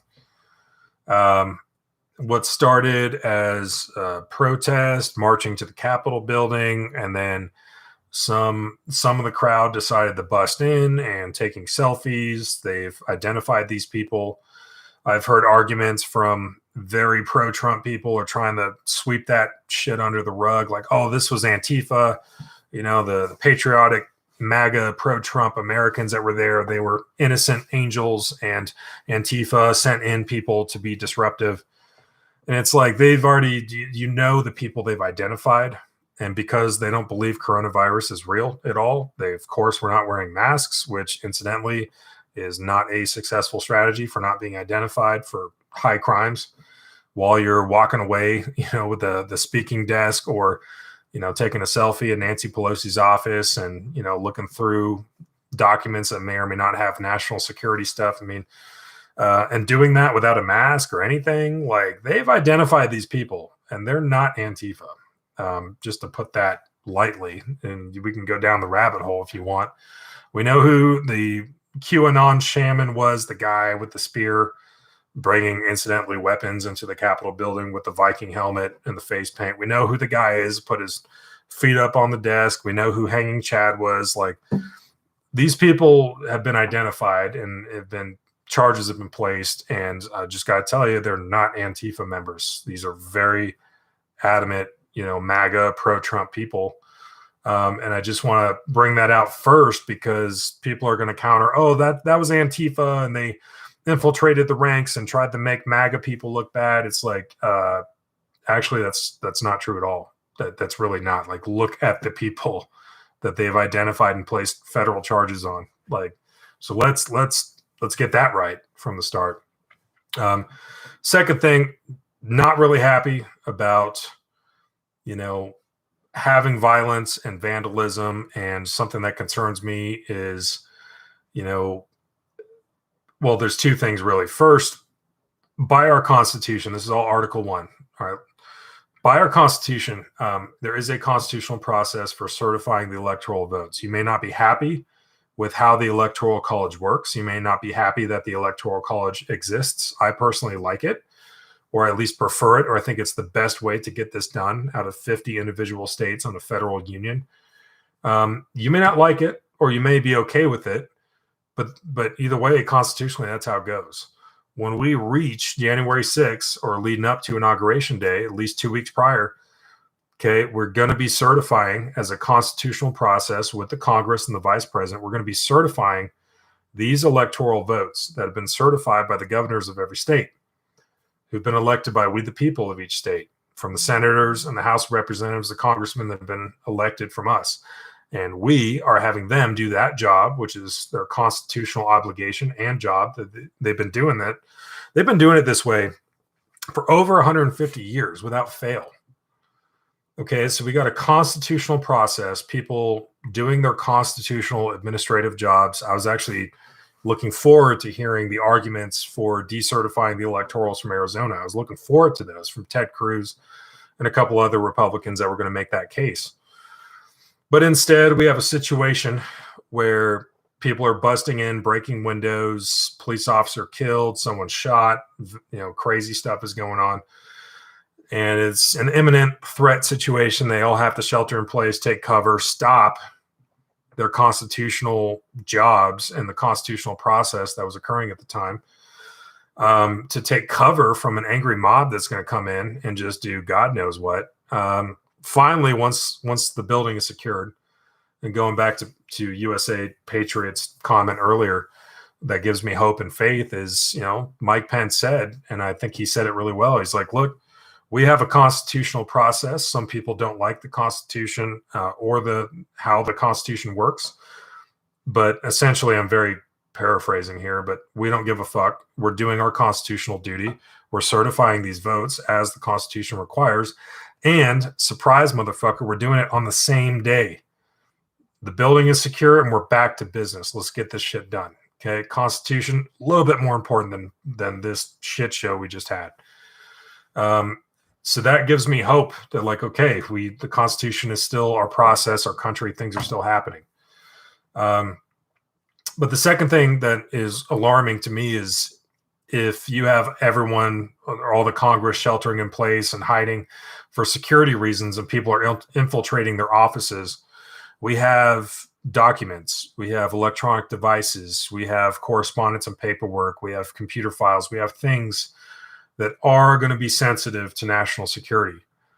And some people vandalized or took things, devices, paperwork, all that stuff. And now we have potentially national security, very sensitive, classified information that could be just out there. What's to say that, some ISIS dude or some lone wolf or some 9/11 crew just went in there And it's like, oh, while they're doing their thing, I'm just going to go ahead and take this or take pictures of that or secure this and just get it out of here. That's what's concerning to me. So those are the two things that I really, it's not the only things, but two of the higher on my list things I cared about from that day. Okay, let's see. Kid Iraq, who has been excluded so far, then will he excluded if you're trying to become more diverse? Someone has to be left out. I think I'm going to give Air Precision the benefit of the doubt. Like I said, I'll just call them tomorrow and see what's up. Maybe see what their move is all about. But I think if a company, and maybe I'm looking at this a different way. And for those just joining, I see the numbers going. We're talking about Aero Precision out of Tacoma, Washington. And I guess I haven't read it yet, but Kid Iraq is saying we got a press release that they're going to be more diverse, hiring minorities and women and veterans and things like that, moving to JBLM or Joint Base Lewis McChord, I guess, up there. The way I see it is the Second Amendment, our Constitution, our Bill of Rights for everybody. So if we have a firearms manufacturer from the Pacific Northwest, kind of on that west coast, kind of lefty side of the spectrum, at least geographically speaking, our country, but we have this flagship firearms manufacturer. It's almost kind of trolling in a really good way. It's like, hey, Google, you want to be more inclusive and hire people, minorities and women, probably not veterans. I don't think they really care about us, but you guys want to be really inclusive. That's cool. Well, so do we. We would like to be inclusive. We're going to hire minorities and women. We're also going to hire veterans. We're going to hire everybody, and we make guns. It's kind of, to me, it's kind of a good approach. I can see it almost like a best form of trolling of like, okay, we're going to use the language that they use. And when they say it and they're talking about not making AR-15s and, guns, for them, it's a good thing. So we're just going to copy and paste and use the same language. It's good, right? So I actually kind of, I don't know. I'll talk to my Aero Precision rep tomorrow and just see what the hell is going on. But to me, the way I'm taking it, actually, that's pretty genius. I'm just glad they're expanding, and Second Amendment's for everybody, not only the guns, but who's making the guns. This is America. It's for everyone. So let's do it. But we'll see. I'll see. Let's see. Did you say a few streams ago that there are rifle scopes that combine night vision and thermal together? Typically, what you'll see is an actual scope that can be used during the day. And then you might have, like what we had, a PVS 30 night vision from Knights Armament. So it's a night vision unit we would put in front of the actual optic on the M110. Thermal, you'll see thermal stuff. Actually, we got a 6-hour thermal rifle optic that we're going to take down to Texas, do some pig hunting. So you can kind of get that thermal and night vision in the form of a rifle scope. I haven't really used it or put hands on it. I'm sure it's out there, but usually you'll see a traditional scope with a night vision unit in front, or you'll see a thermal unit that's offering as the scope, but it doesn't have night vision capability, at least as some kind of optic that's going to be a sighting system on a gun. But anything's possible. It's 2021, so we'll see where that technology goes. We had night vision or nods or NVGs that were night vision and thermal in one. PSQ 20s, alphas, and bravos. I mean, Army's fielding some stuff right now. So, I mean, I could talk about it. It's on Army Times, but there's some next generation stuff coming out. But at least on the commercial side, I don't think that's very common.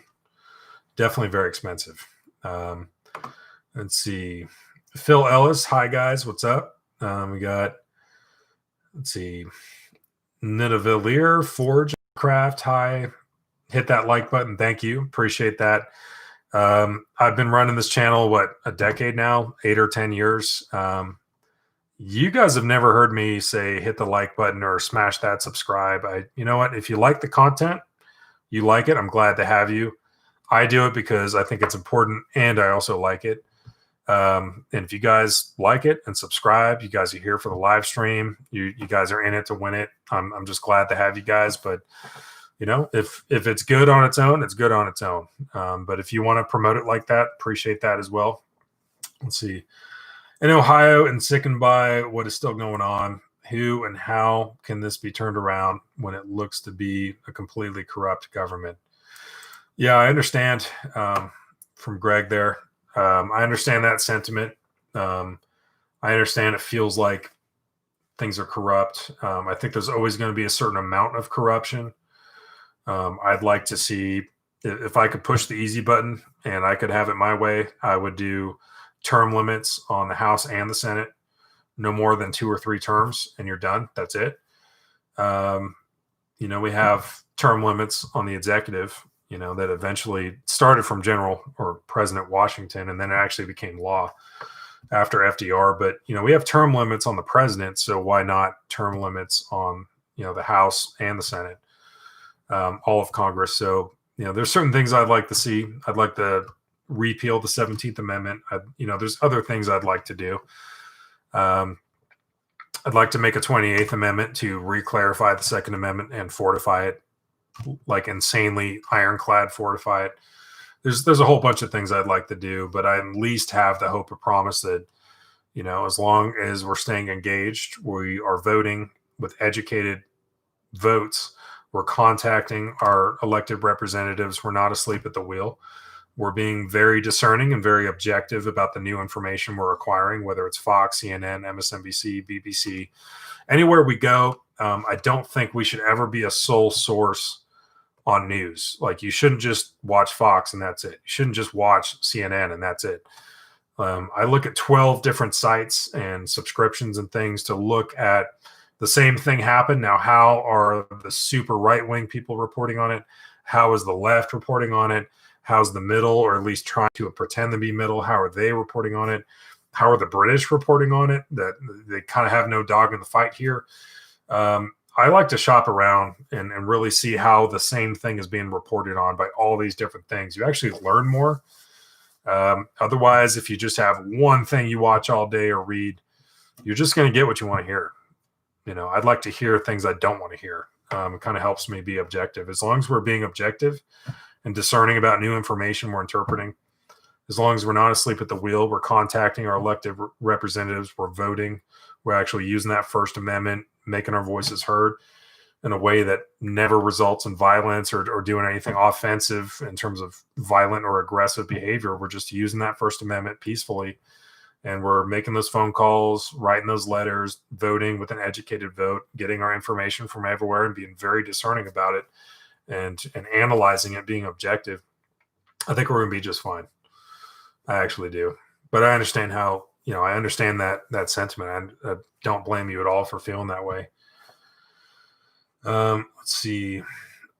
That whole thing was extremely counterproductive to actually exposing some of the shady shit that went on in the election. Okay, so I guess we'll talk about that. That's another point I wanted to hit tonight. I'm seeing all this stuff like, oh, it was a fraudulent election. Of course, we have Stop the Steal, or it's a stolen election. It's a fraudulent election. It was all fake. I vehemently disagree with that. And I'll tell you why. So if you were to ask me like, oh, the 2020 election, was there 0% fraud? I'm going to tell you, no, there was definitely fraud. Of course, every election, there's going to be fraud. Hundreds of millions of Americans, tens of millions of votes. There's no one who could actually stand up there and say there was 0%, absolutely no fraud. Times in recent elections, from Clinton to Bush to Obama, all those, if a recount had to be done, I'm chiefly looking at Gore versus Bush back in 2000. If recounts are being done, you will see the recounts done. And then the recounts are done again. And then they certify who voted, that, like, where are these votes coming from? Who is this person? Are they a registered voter? Or all the T's crossed and the I's are dotted? Everything's the way it should be. Okay, what are the votes? At maximum, you might have several hundred votes of a difference at the end of a recount. And I certainly, President Trump, after the results start to come in, he is legally entitled to lawsuits, to recounts where applicable, depending on law, and even going up to the Supreme Court, which it did. He's entitled to, at least wanting to double check and inspect and make sure and take whatever legal options he's entitled to make sure everything was legit. And if he has an argument to make about a certain state or certain states, that's his, he's entitled to that. But at the conclusion of that, after it went to the Supreme Court and after those recounts did not change anything, and even like Mitch McConnell coming out and saying like, hey, there was no changes at all, okay, maybe 300 votes were miscounted or changed, and that was on the fourth or fifth recount. They have the number and it's fluctuating 100 or 2 votes for an entire state. But the votes are the votes. And honestly, there's no, I'm sorry, the tooth fairy is not real. Santa's not real. We can't make shit up. Like, it is simply what it is. And even Mitch McConnell coming out, of course, the current Senate Majority Leader, the Republican from Kentucky, I mean, him even coming out and saying, like, look, this shit is the way it is, okay? There's no changes here that would even remotely attempt to sway the election at all. So we're just kind of treading water right now. I mean, this thing has been played out in the courts, in our legal system, with the states and their recounts being certified by the governors of all these states. We've played this game so much, but the writing's on the wall, and I don't know what you want me to do, but we're not, it's like we're not going to make up 7 million votes collective on a popular vote. Like, it's just, the shit's not there. Okay, so again, was there fraud? Yeah, I'm sure there was. Definitely. There's no way I could say there was not. Okay, every election, every 4 years, people get arrested for stuffing a box or attempting to, change votes or attempt to throw out certain ballots. Like, every election it happens. Okay, so there's definitely some. But was it on such a scale, or at least in the case of Georgia, that he was absent or short 18,000, almost 19,000 votes? I think it was 18,700 votes. And he's trying to find the votes. Like, dude, a recount and legal investigation as to what happened, you might get 1 or 2, maybe 300 vote difference, but 18,000 votes, dude, like, this shit's not real. Okay, it's not going to happen. And we have historical election data for at least the past 3 decades to back that up. Like, this is what the fuck happens. Like, I don't know what to tell you. Like, the shit is just not there. So hopefully that puts the kibosh on how I feel about, it's a stolen election. The last thing I want to say is, when they see, and by they, I mean China and Russia, that I see them as our biggest incredible threat adversaries on the planet today. If you're part of the Chinese communist regime or part of Putin's government in Russia, and you click on the news or get your intel report every morning, and you see people, Americans, talking about it was a steal, it was fraudulent, it was fake, it was this and that, you're going to smile and be like, hell yeah. Yeah, let's keep that fire burning as long as we can. And that's the thing. China and Russia, Iran, these are countries that they don't, to be honest, they don't really give a fuck who won. They just want to see us divided. They want to see Americans thinking that the process was illegitimate.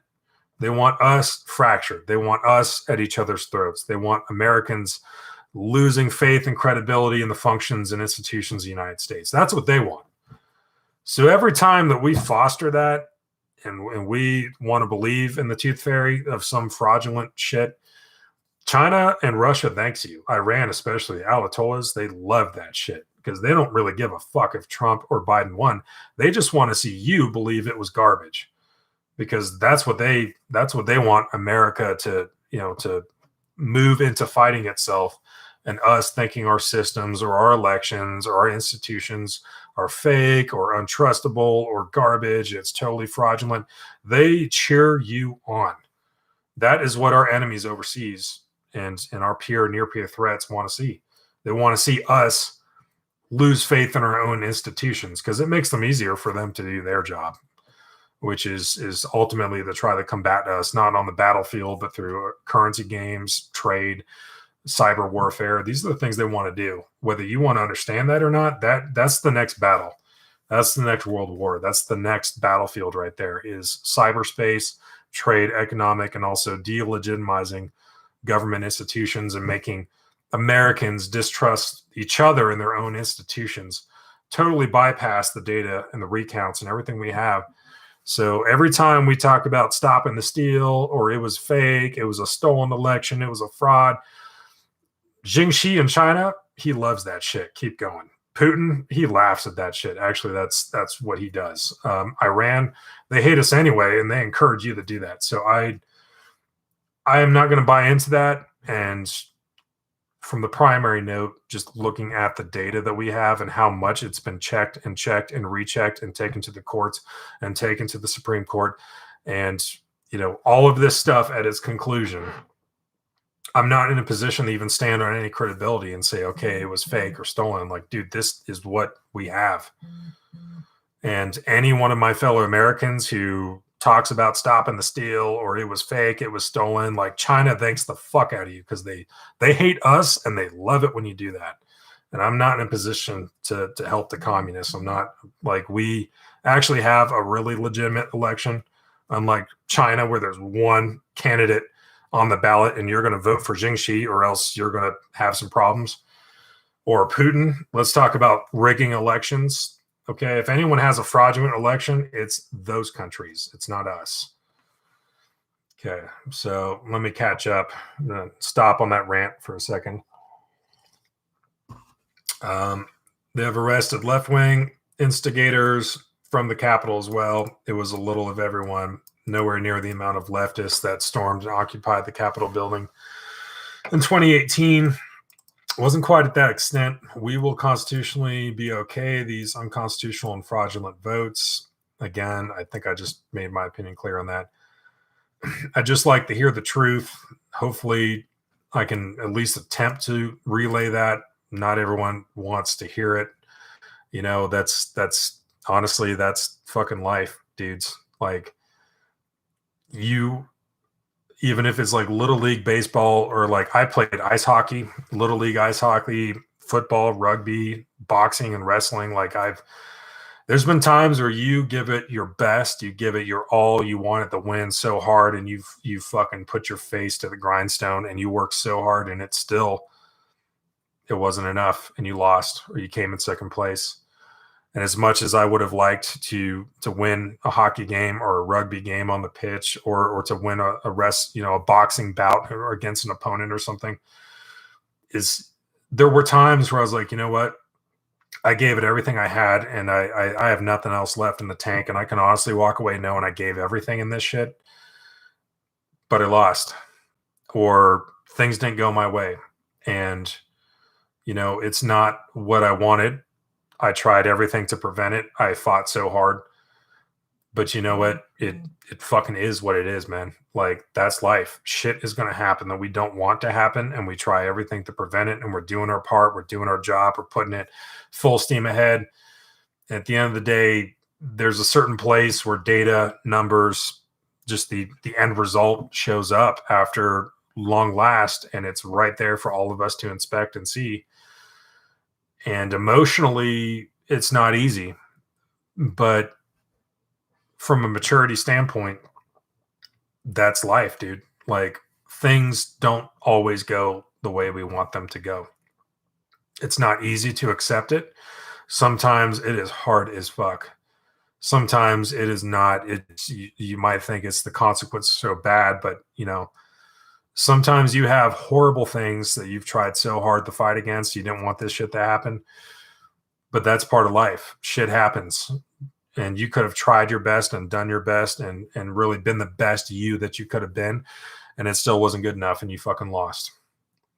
And that's part of life, is accepting it, building on it, being better the next time, and moving on positively. And if we sit there and complain and, find other potential reasons for why this didn't go our way that we wanted, that's, to me, that's like the fucking kid that wants candy and they're not going to stop screaming unless you just give them the candy, whether they should actually have that candy or not. It's like, no, we fucking lost. Okay, it's there. Let's all look at the data. Like, actually look at the court. Look what went to the Supreme Court. And without getting on another tangent about Amy Coney Barrett and Kavanaugh and I put these justices on the Supreme Court. They should have hooked me up. Like, for the record, that is not the fuck how this country works. Okay, it's not a tit for tat. You scratch my back, I'll scratch yours later kind of thing. That's not how our Constitution works. Okay, so, but getting back on target at the end of the day, sometimes the shit fucking sucks. And we tried everything and we fucking lost. How we deal with that loss is what determines what kind of man or what kind of person we are, right? Because everyone's going to fail. We're going to have failures, micro failures in life. It's what the fuck we decide to do about it. All right. Big challenges make big people, and how we deal with our micro failures or losses and how we move on and get better and stronger and come back and next time swinging hard. That is what I care about. That's what makes people. And if something didn't go my way, we lost a rugby game, or, we had a bad, interaction with the Taliban out there in Afghanistan, I want to sit there and complain about it. It's like, no, we're going to be fucking better next time. And I'm not going to sit here and just cry about how I should have won. So I've wanted to get that off my chest for a while now. And that's not directed at everyone here. That's not directed at and I'm sorry if that comes off a little rough, but you know what? You fucking needed to hear it. Life sucks sometimes, and we have to build a fucking bridge and get over ourselves. Accept what we have, not what we wanted. Emotionally, it'd be so great to just get what we wanted all the time.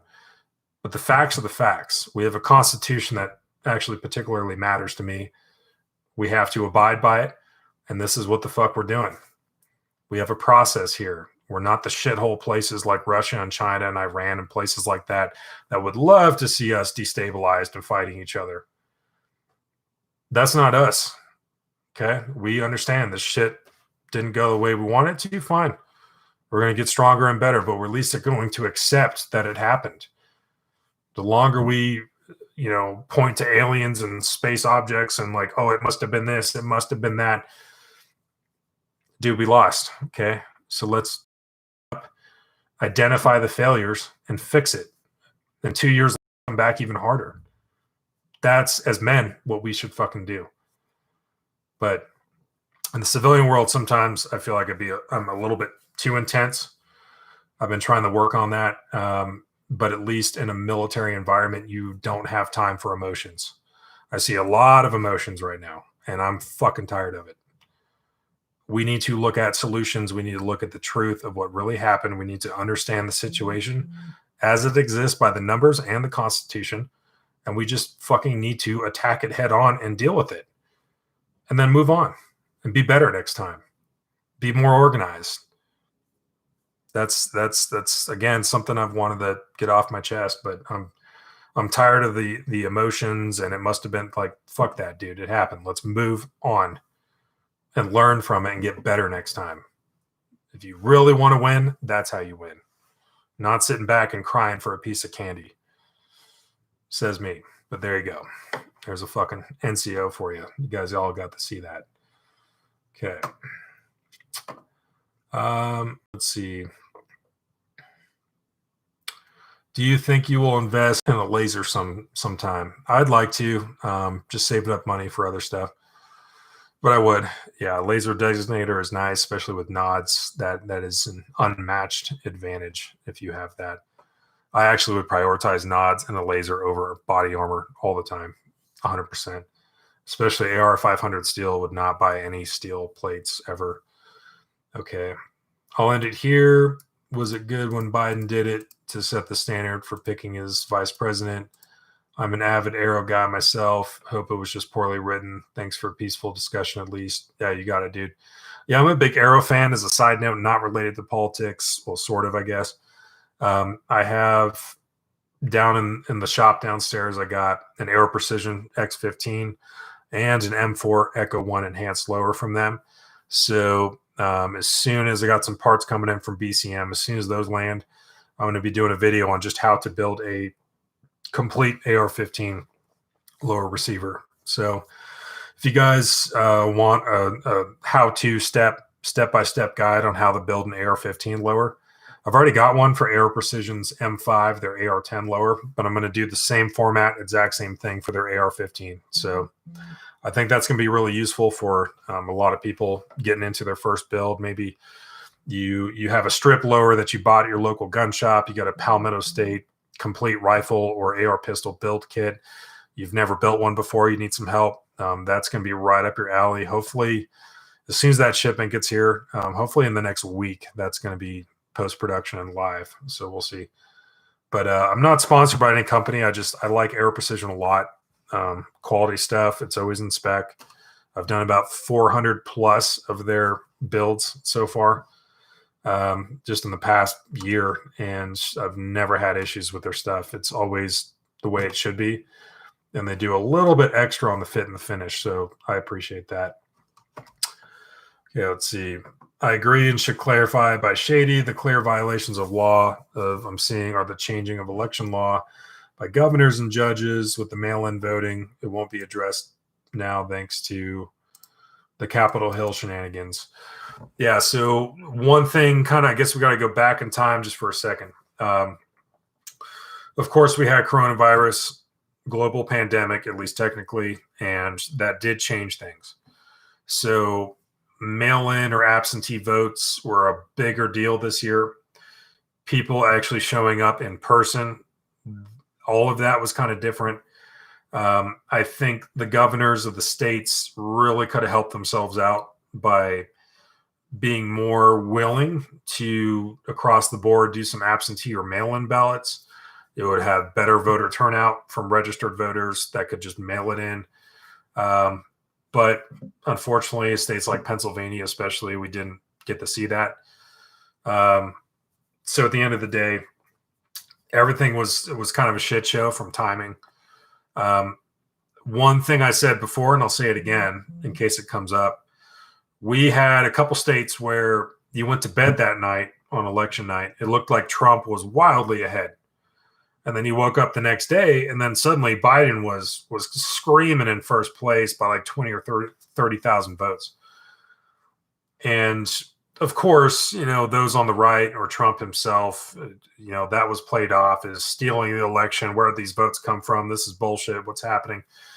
And this is my eternal frustration with we the people, that so many people are unwilling to actually read their Constitution and read their laws and understand the laws of their state and how it actually works. You can look at the statute and the law of your state and our Constitution. You can do that for free. Chances are, from the convenience of the pocket, a device you pull out of your pocket. So you have the opportunity to educate yourself on how your state laws work and how our Constitution works. So if you fail to do that, and now you're confused that the law was working and you want to complain about it, I really have nothing to say other than read your fucking Constitution and read your state laws. Because the reason why I say that is some states, legally by their state law, they will count the in-person voters first. And once that has been entirely concluded, then they will vote the absentee ballots that they have sitting in there ready to go. Some states will do the absentee first, or as they come in within a certain amount before the election, and then they'll count the votes they get on election day in person. We're in a situation where, generally speaking, Trump, his voters were not as concerned about coronavirus, didn't really care. They wanted to take a stand, and I'm here in person to vote. So Trump had a lot of in-person day of voters. Biden, by the numbers and demographics, he mainly had a huge voter base that was not going to be voting in person. They did almost exclusively all their votes absentee. Okay, they cared more about coronavirus, or they were whatever.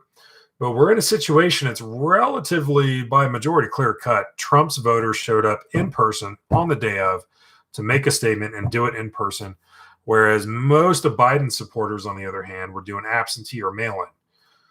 Now, again, read your laws. But if you have a state where the law is to count the in-person votes first, and then we will start counting the mail-in votes, you can kind of see where I'm getting with this. So we're counting all of mostly Trump's votes first. And now that's done. Now we're going to start counting the absentee, and we're doing this around the clock. So yeah, you're going to go to bed in some of these battleground states thinking Trump is just kicking ass. And then you wake up the next morning as they've been counting around the clock, and you're going to see all of a sudden Biden is in the lead. And you're like, what the hell happened? Read your fucking laws and your constitution, please, for the love of God. But I don't know. It's I can understand, but in some ways I can't, man. That it's free for you to download and read and see for yourself.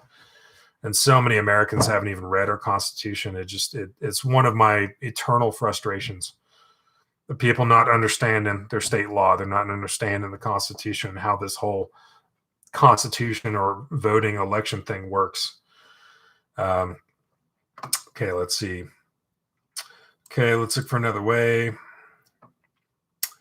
Or going back, let's see.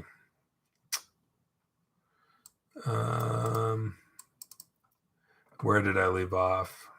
Okay. Agree, should clarify, shade, okay. So lock up the people that have sworn corruption. The evidence is there. It looks like guys are talking to each other. Evidence is there. Georgia just okayed every vote without checking signatures. Also not letting Republicans in to stand with Democrats to check. Let's see. The court never gave time for the real evidence and passed it by to government. I was actually looking forward to the Trump administration arguments at the Supreme Court, which they just decided they weren't going to take part in it, or it didn't happen.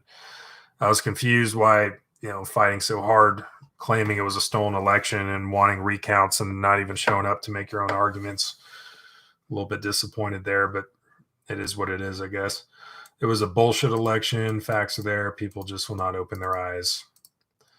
Yeah, I would disagree with that for what I've already said. I don't want to rehash it. I just want to get through these questions or comments, but no, I don't believe we'll have to disagree, but looking at the numbers and what's happened here, we don't have anything to the point that would even remotely sway the election, just like Mitch McConnell said.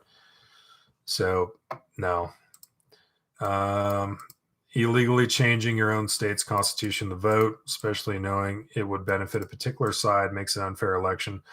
Yeah, I'd like specific incidents because I know certain states tried, certain governors, certain legislatures of certain states, I know Pennsylvania, one of them, tried to change things, trying to do this coronavirus thing, and the Supreme Court smacked them down and said, you will not change your state constitution. You're going to do it the way you're going to do it, and we don't care about the global pandemic. If you wanted to change things, you should have done that prior, but we're doing it live and everything's going to stand. So I'd like to know what specific states we're talking about that, tried to pull the rug. They tried it. They did try it. And the Supreme Court was like, no. 2-hour impeachment. Sure. At most he lost 300 votes. You are misled, I guess. Thing is, we're talking about America, not Russia or China.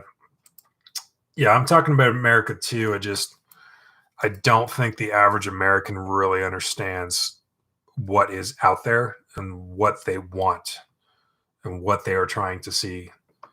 People saw it on 9/11, but I really don't think most Americans understand what the fuck is out there and how serious these threats are.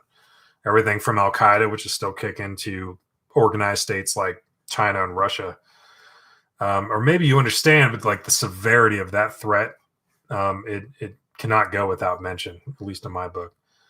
I do agree, though, that the system is trying to pit us against each other. We can't let them. Yeah. And, Russian bots and all this crazy shit, they don't even care. They just want us against each other. They're doing the same shit that we do. Deconfliction operations, subversion operations. This is what they're doing all the time around the clock. And they love to see it. Let's see. I think you may like Sticks Hexenhammer 666. He does interesting political analysis. Might have to go check that out. Media bias and misinformation by social media is also the greatest evidence of fraud perpetrated against any president or history. Again, not a fair election, stolen, I don't know, unfair, absolutely. I guess the only thing I'll say on that, like I just said, there definitely are. I mean, I believe the future of warfare is economic and cyber warfare. You're not going to have like some battle of the Somme or battle of the Bulge or some huge thing. It's going to be slow erosion over time. And it's going to be through trade. It's going to be through having farms of Russian and Chinese bots on social media with fake accounts on Twitter, causing people to fight each other. The person's not even real. It's just deconfliction operations. This is right in the textbook of coin operations, especially cyber warfare. This is how it goes. So, and again, I don't think people really understand what any of that means or what's really going on. But yeah, they're trying to deconflict, and that's definitely part of the 2016 and this election as well. And the thing is, like, I would like to have, and maybe this is just me complaining, I would like to have a president that is such a unanimous, uniting figure that even if he's a Republican, even the Democrats could jump on and be like, you know what? I don't agree with everything he says, but I trust his values and his morals. I trust his leadership. He is representing all Americans. He's really just the natural choice, and we're just going to do it. Someone like, President Kennedy, that a lot of Republicans jumped on to vote for him. Someone like President Reagan, that a lot of Democrats, I mean, if you look at the Electoral College for President Reagan, especially on his second election, it's insane. I would like to have a figure that has real integrity, real leadership, and is the universal choice. In the case of Reagan, Democrats being like, you know what, we're going to vote for him because he's the choice, man. Even though he's not our party, like he's still getting it done. Let's do it. Or Kennedy with the Republicans jumping on. Like, I just want, maybe that's too much to ask for, but I don't want it to be this bickering bullshit where there's a lot of emotions involved and no one wants to listen to anything. I think the media is definitely complicit too. No one knows what to believe. No one knows what's real. And I don't think that's necessarily your fault as much as, if you love Trump and you want an echo chamber, just watch Fox. If you hate Trump and you want to hear everything that you want to hear from there, just go to CNN. Like, you don't know what to believe. And everyone has an agenda. And journalism is not what it used to be.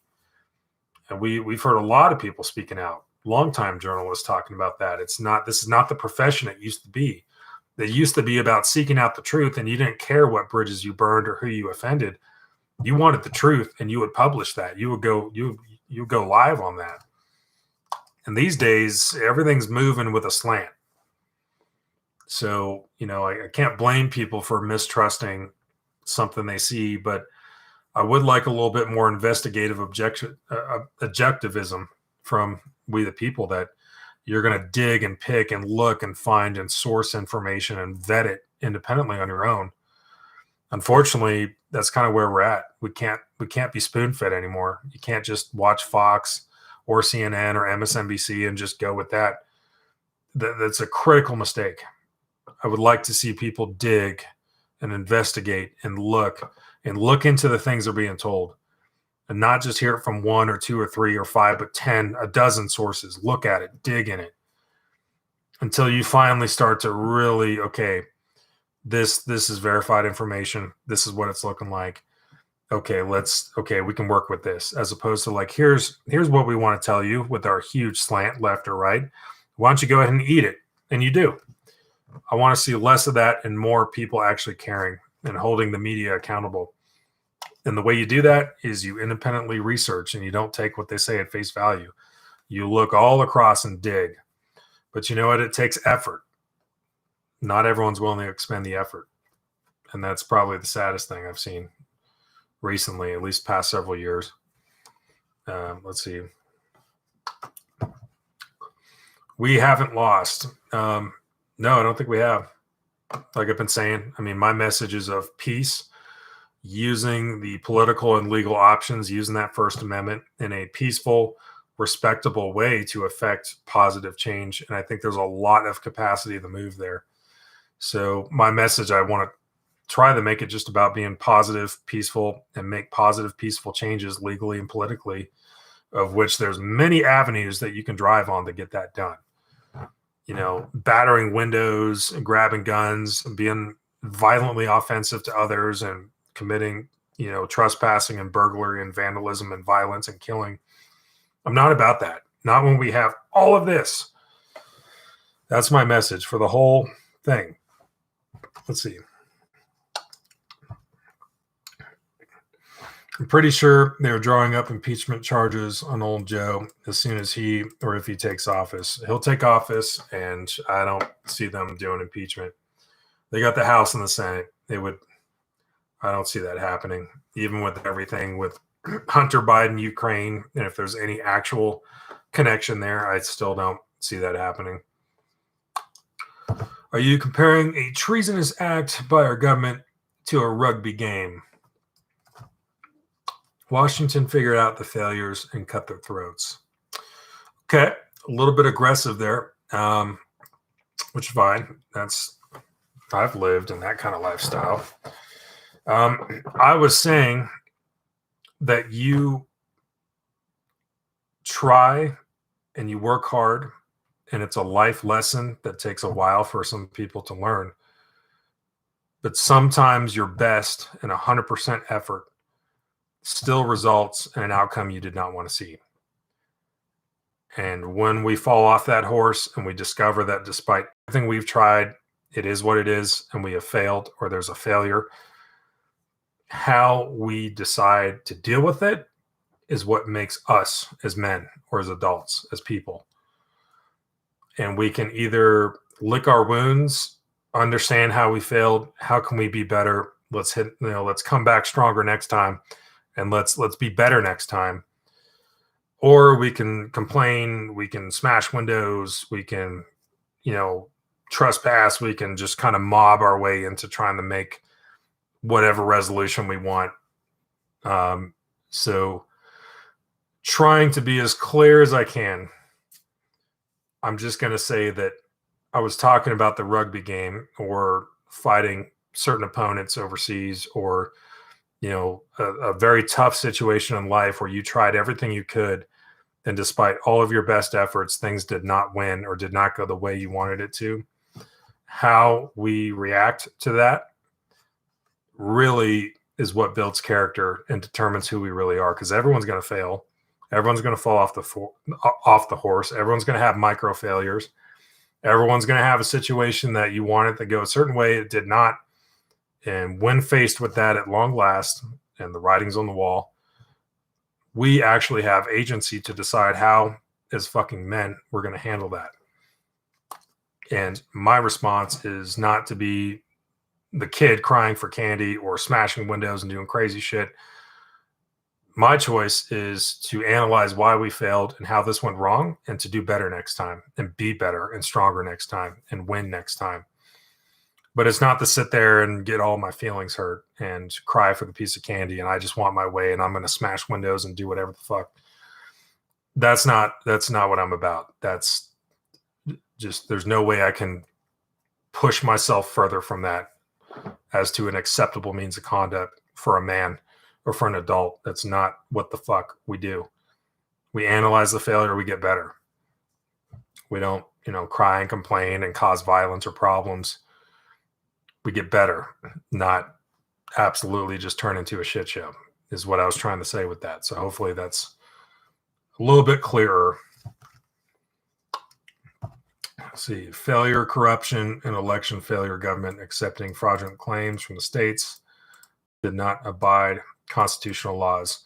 You know what? Something else to hit that's related to that is I was actually looking forward to on January 6th. I wanted to hear the arguments from Ted Cruz. I wanted to hear the arguments from, the Republican congressmen or the senators that were going to try to, argue a case for decertifying Arizona's electorals or having issues.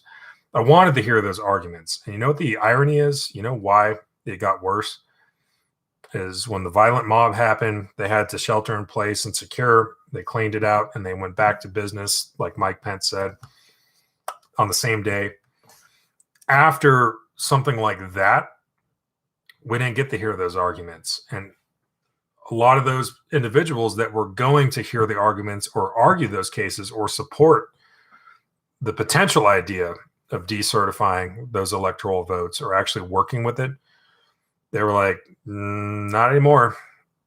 No, this is kind of proof in the pudding. After what we had in this building today, we're just trying to do a constitutional process here and hear arguments and actually argue this before the Senate.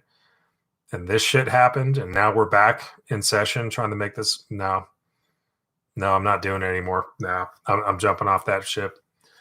So again, that's what you get if you're not going to move in a positive direction, not moving in protected First Amendment stuff. It's going to turn people off, even people that were on your side. That's not how we win. It's not productive. It's not peaceful, which means I definitely don't support that. But also, it's not supporting even people who wanted to support you. You know, like it's not productive. So that was another point I wanted to make sure I mentioned. I think you were correct on some people. Getting back to actually a gun question, taking some pressure off for a second. Do you use hollow point and soft point rifle rounds in your AR-15? Do they work well? It's unfair for me to recommend it, but my preferred overall defensive home defense general use round when I can get it is the Mark 262, the 77 grain open tip match. For a while, IMI made what they called Razor Core. Same thing. It's basically a Mark 262 load. Black Hills makes it. You can even go like the Hornady 69 grain or the 72 grain or the 75 grain open tip match. Projectiles and cartridges made like that actually tend to do really well, even out of shorter barrels like 10 and a half, 11 and a half, up to 18 inch, 20 inch. They do extremely well. And that's my preferred. I don't have any soft point. Soft point, I think in AR-15s, there was a time when that was a big thing, and it still is. But with like Hornady AMAX and the federal varmint rounds and the plastic, polymer ballistic tip and the stuff we have today, you don't see soft point being used as much, at least on AR-15 platform. It's still there, but it's not maybe as mainstream as it used to be. Let's see. Both hollow point, 5.56. I like all of it. Yeah, at this point, we can all just take what we can get. If it says 5.56 and it's brass cased, I'm taking it. Done deal. Or 223. Let's see, from Greg. You ain't got now, maybe, as in it ain't over. The media is corrupt. Definitely agree with that. I have it's corrupt, or I think it's corrupt. Yeah, media, I would agree, definitely corrupt. Are you dipping out of curiosity? Yes. Yes, I am. Chewing tobacco is a pretty bad habit. Don't recommend it to people at all. This is just an awful habit. But I developed that in the Army, and it's quite a habit to kick, let me tell you. Yes. Shaggy says yes. Shaggy, you seen it. You know what I'm talking about.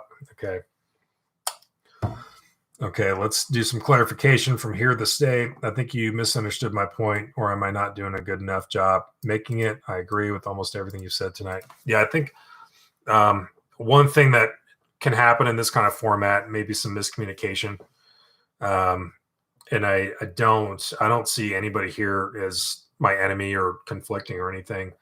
And actually, just to be honest with all of you, I know we're all here. I'm glad to have you guys here. We're doing the live stream. We're all participating, but sometimes the way I will answer certain questions is really for those who are going to come later, weeks later, months later, and they're going to watch this thing, even though they weren't part of the live stream. They're going to watch this, and it's trying to keep the context or kind of maybe go baby steps on purpose.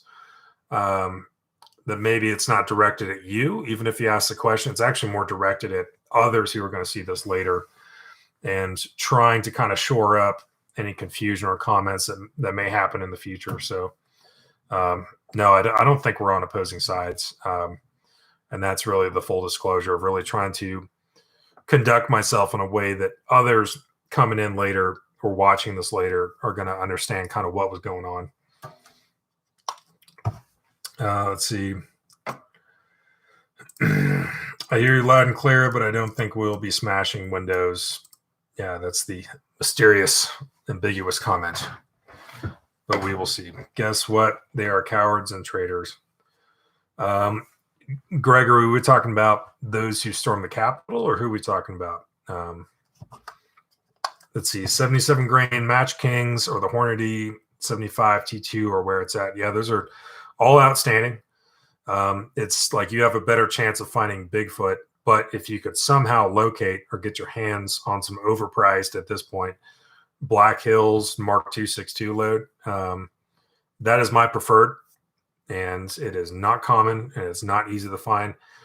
My general rule of thumb, though, is if you have a 16-inch barrel or greater, even a 14.5-inch or greater 5.56 barrel, and you just have 193 standard 55 grain full metal jacket, that is still going to be not insignificant. That round actually has some pretty good potential. If you have an 18 or a 20-inch barrel or beyond, as much as I hate green tip for its accuracy issues and other reasons, out of a 20-inch barrel from at least a velocity and terminal ballistic standpoint, that is no joke. Would not shoot that out of, 16 or 14.5 or shorter barrels if that's going to be like a defensive load. But out of a 20-inch barrel, that is not a joke. And that was kind of an accident. That was not really engineered to do that, but it does. Velocity is kind of the secret sauce there. Let's see. To not debate total corruption just because a few Antifa. Let's see. Are you still in the Army or did you decide not to re-up? So technically I still am in what they call the IRR or the Individual Ready Reserve. So as a real quick backstory, when let's say you just want to go to the recruiting office, you want to enlist, whether it's the Marines, the Army, whatever, they might offer you a 3-year or maybe like I had a 5-year contract.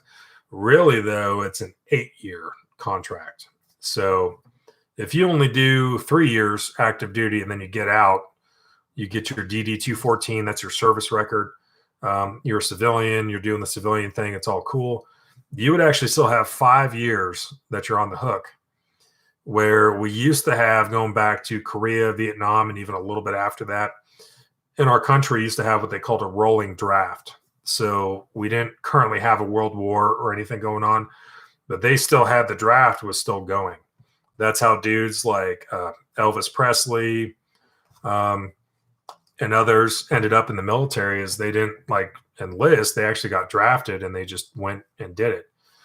Jimi Hendrix, same thing. So instead of doing that, after Carter administration, we moved into still kind of doing a rolling draft, sort of, but we decided to change how we were going to do that. And instead, we were going to do it on the back end of military service. So it was going to be all volunteer, but the service obligation was actually going to be 8 years long. So if you do a 3-year contract, you get out, you have your DD-214, your civilian.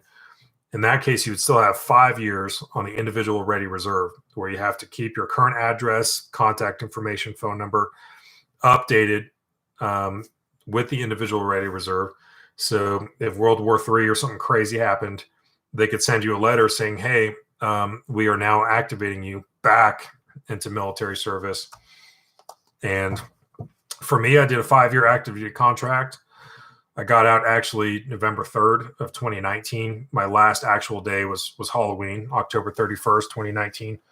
So I've been living the civilian life for just over a year now. So no, I'm not active duty military, but I'm still part of the Individual Ready Reserve, at least for the next just about 2 years now. So if we have World War III with China or something crazy, it just totally hits the fan and they need more dudes again. I am liable to still be called up, at least for the next 2 years. Not like the Guard, the Reserve, where they have like once a month they do a weekend drill or whatever. So I don't have to show up anywhere. I don't have to do anything. I just have to maintain my current address and phone number and contact. Whenever they want to mail or call, they need that on file. But other than that, pretty much a civilian is what that amounts to. Let's see. Do you have an AR-10? So you guys saw the video when I built the Aero Precision M5 lower. So still figuring out, it might end up as a 6.5 Creedmoor or an AR-10. But technically, yes, I have one, but no, it's not complete. I just have the lower, the upper. The lower is complete. The upper is complete. I'm just kind of hanging out, and as time and funds and everything allows, I'll eventually finish it. But honestly, the stuff that I'm most concerned about, or the thing I care most about, is 25 yards and closer, which as a civilian now, like if it's home defense or concealed carry, or if I was involved in something real, again, at least in civilian life, chances are that's going to be really close.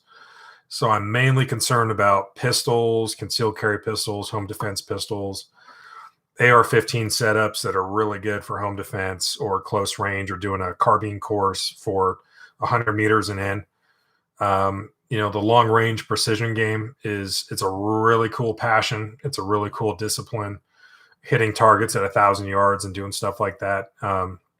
That's cool for competitions, just as a hobby, for sport, and as a really dedicated discipline. But for me, kind of triage what potentially could be at stake, what I would realistically expect versus funding and everything. Not really in the game to do any long range precision. So mainly just most of what I have is going to be, competent duty or service, concealed carry or home defense pistols that I can do competition, general recreation, matches, things like that. And AR-15s that would be very useful for, a situation like that. So technically have it, just haven't got it complete. And it's admittedly not a serious priority. So there you go. Great. Now I'm fired for speaking the truth. Government is corrupt. Would you tell me what is DE? I think I just need clarification on that, Gregory. Let's see.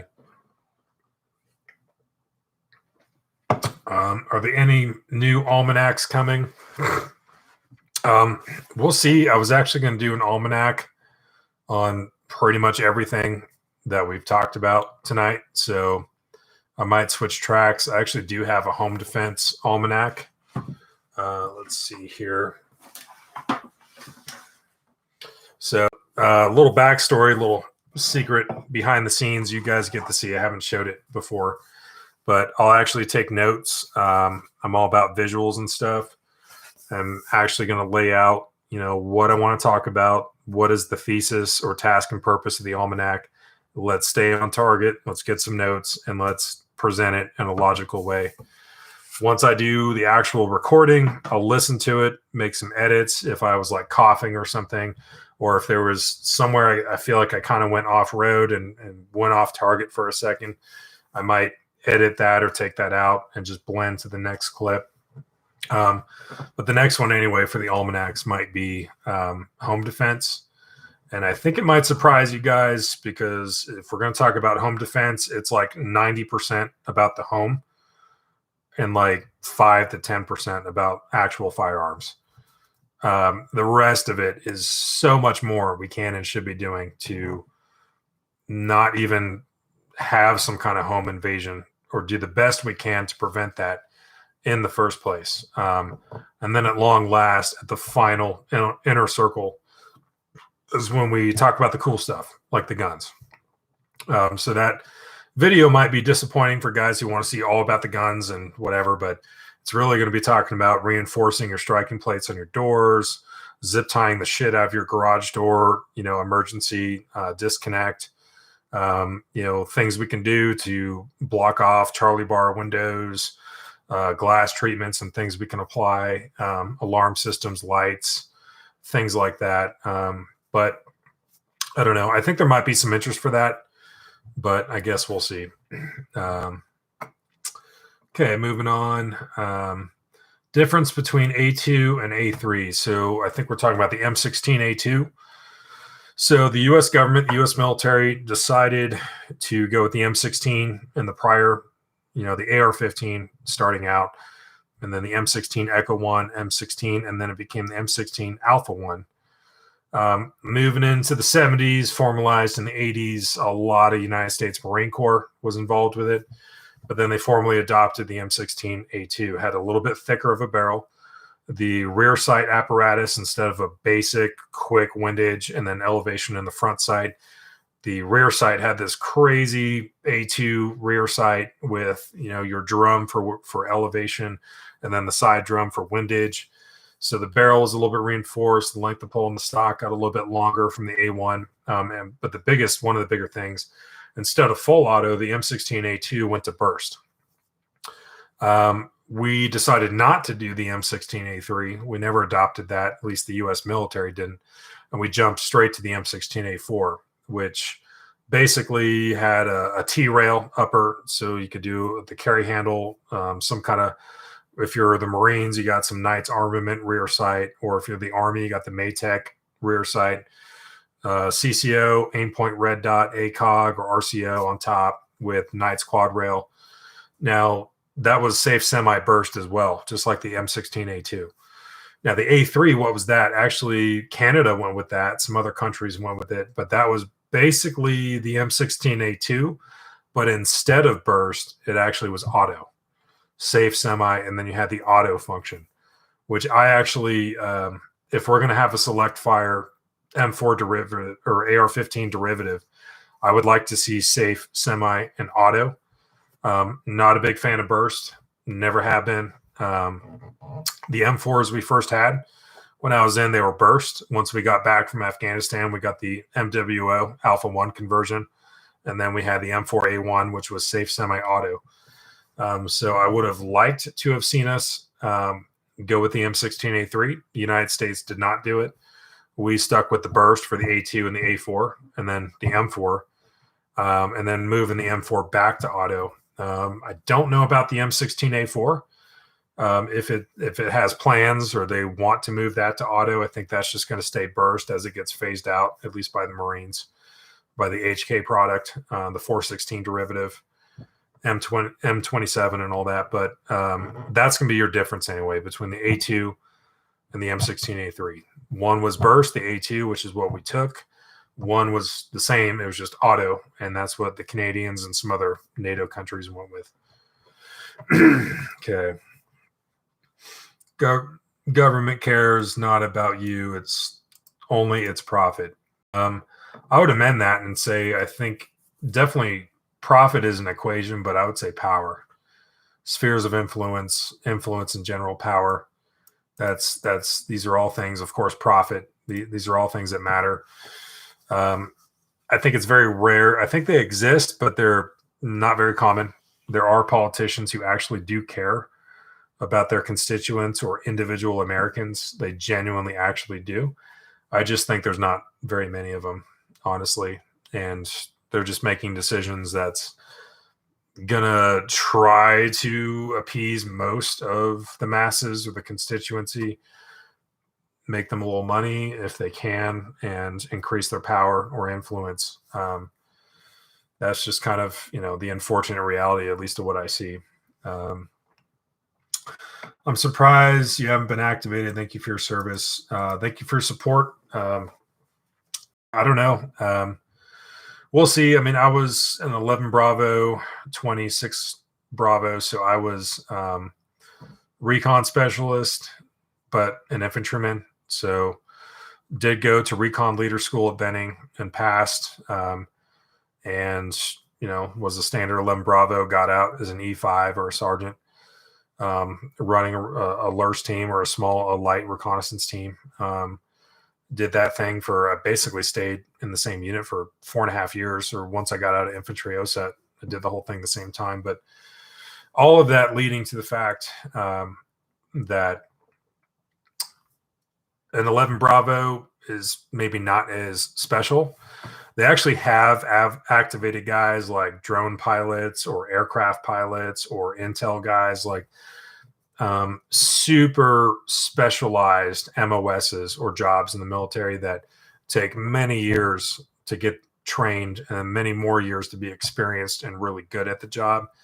For those guys, really hard to replace them, really hard to just instantly overnight tomorrow get more. So pilots and other people like that have been activated. But even with a reconnaissance designator on my record and everything, being a standard 11 Bravo, relatively replaceable easily, generally speaking. Plus, I would cost more as an E5 with 5 years in service. I would cost more than, a brand new private out of basic training that's going to be a third of the paycheck. So I would cost more, and I'm a dime a dozen the way they would see it. So that's probably why I haven't been activated. But if I was like a pilot or someone smart or a super cool guy, yeah, that probably would have changed things. Let's see. Welcome home, good sir. Thank you. Yeah, it was, man, what a hell of a time to get out. I got out of the Army late 2019.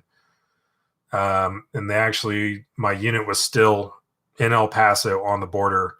They pulled me from that just enough time to check all the boxes to properly clear out of the Army and finish up with my VA stuff. And I was gone.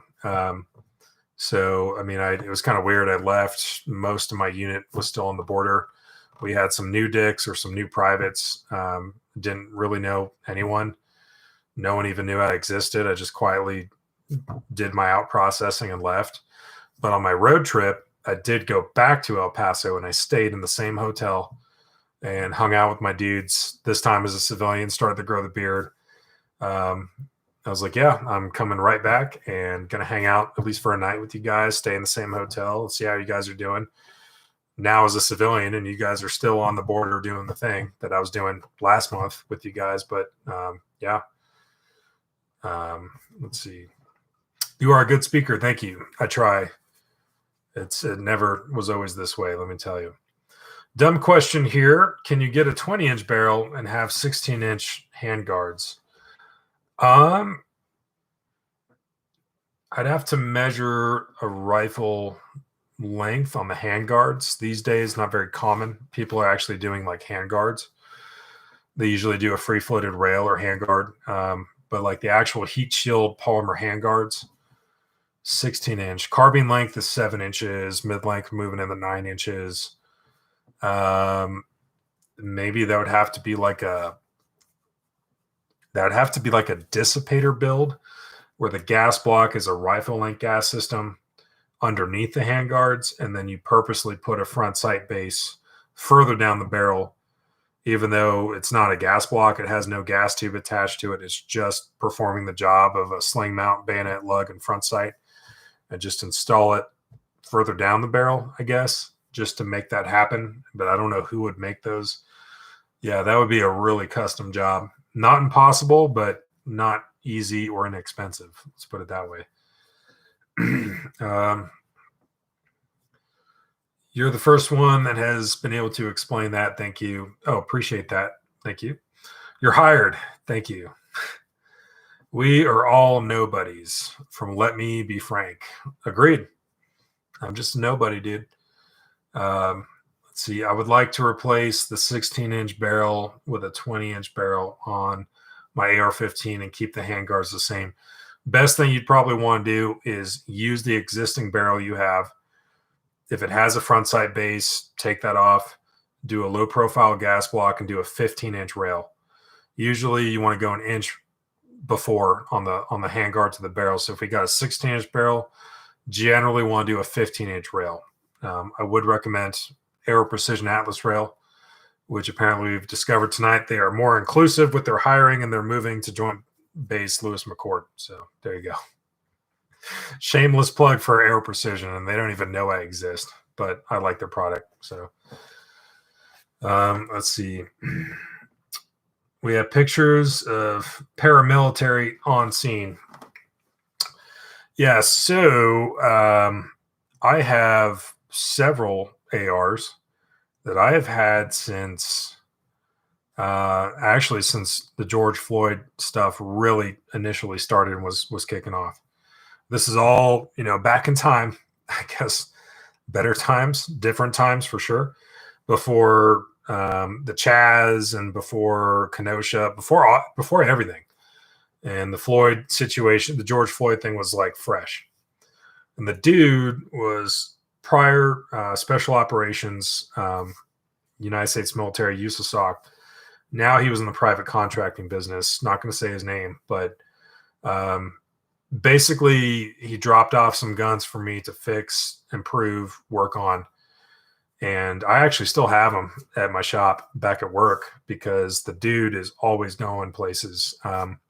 You guys remember the gun snatcher, the former Marine contractor dude that took down a guy, with his Glock and grabbed the police AR-15 and then grabbed another one. Like he was just, he became like a gunship. He had like all these police weapons that they had left in their vehicles and gave them back to the police. That's basically what he does. Media, protection, some other stuff. So I am well aware that there is a contractor stateside.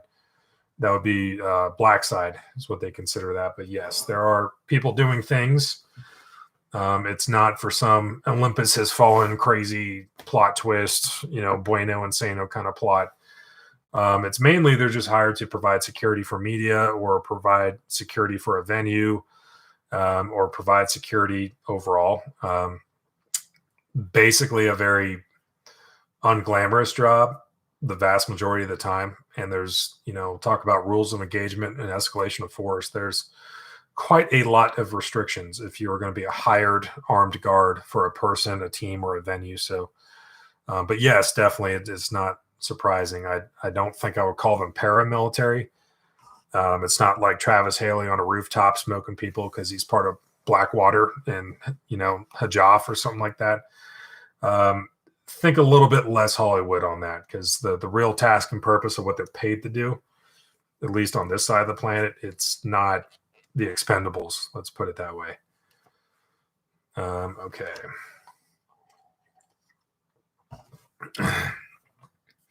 From Shaggy talking the Patriot. If I were you, then I would go with a 20-inch carbine barrel. They are super rare though. Yeah. I actually have not seen in person a 20-inch with a carbine length gas system barrel. I've never seen that. And it would just defy, I would even bust out the rarely ever used H3 buffer or maybe even a AR9 buffer just to give it some help because you're going to be blowing through gas rings and cam tracks, bolt cams, like all that shit is every 1,000 rounds I'd want to replace that shit. Wildly overgassed. You could like drill just a little needle tiny hole like the size of an ejector roll pin hole in a 1911 in the barrel, and you're still going to be just shit in the bed when it comes to overgas. So that's probably why you don't see that a lot. Let's see. With known Antifa members, going back to John Wayne with the paramilitary on the scene. Yeah, I guess it doesn't take a lot to be, part of the insurrectionist MAGA crew, militia people to Antifa people. You have these whiz kids, living in the basement, doing some internet hacking, trying to dox people. And, sometimes they get it wrong, which is really sad because the wrong person gets outed for something they weren't even part of. But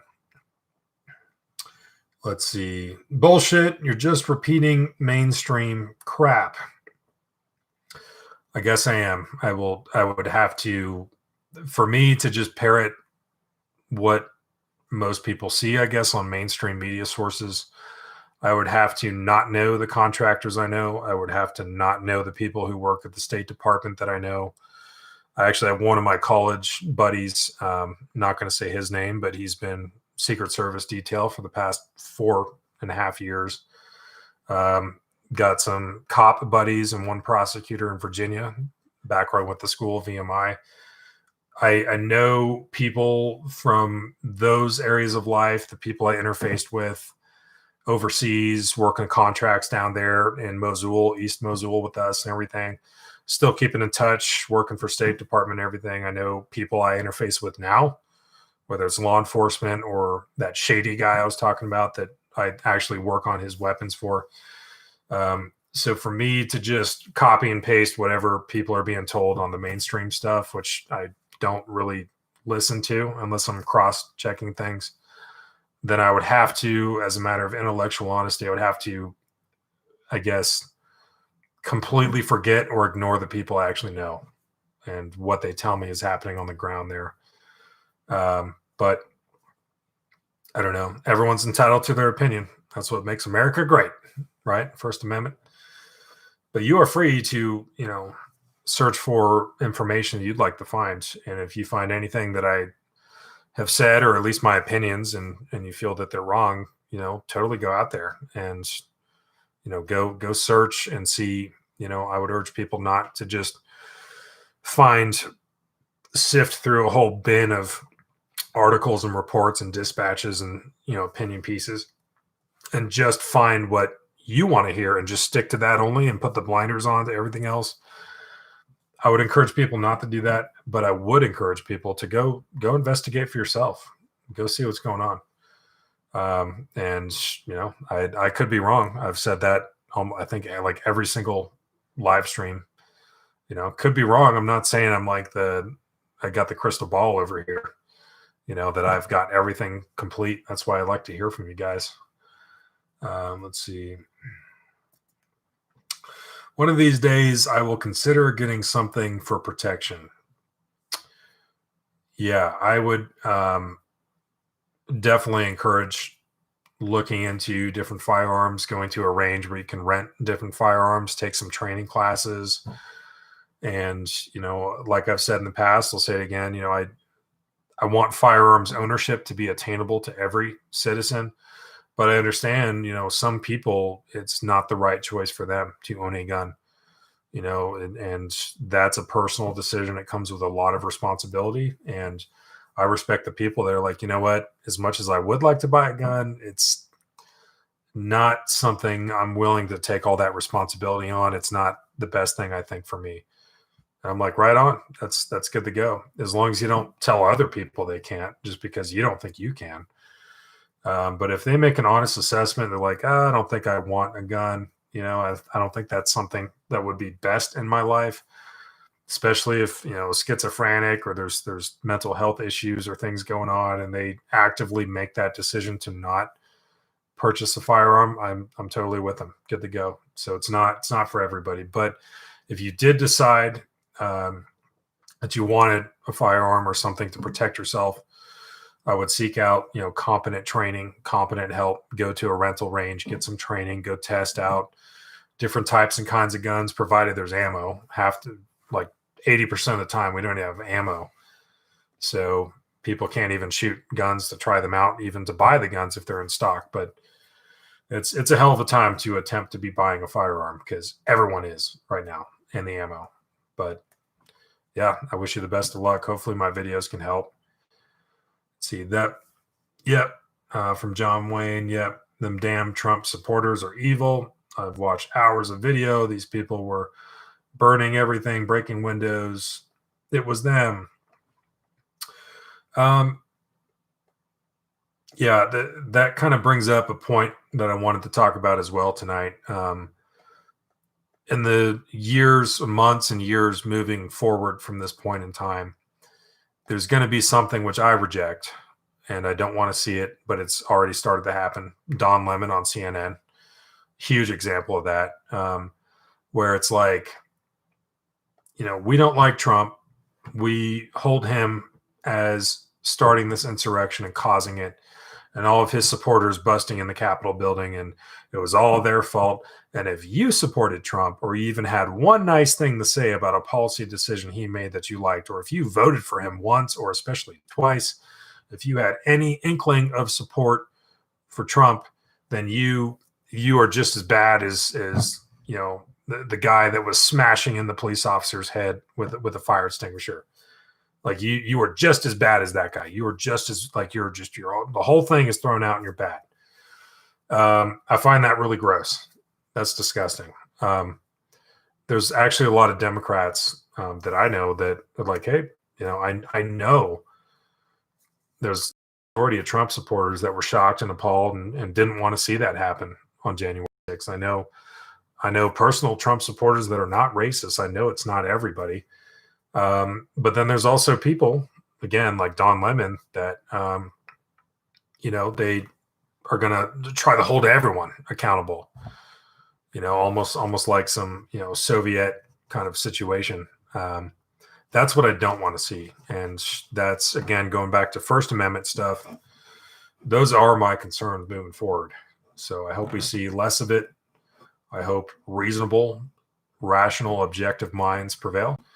But there's definitely going to be voices out there that like, hey, if you voted for Trump once or twice, or you even had one nice thing to say about him, like you're just as guilty as everyone. You're all just as that basket of deplorables, right? Which I reject that train of thought completely. So that's definitely one of my concerns moving forward.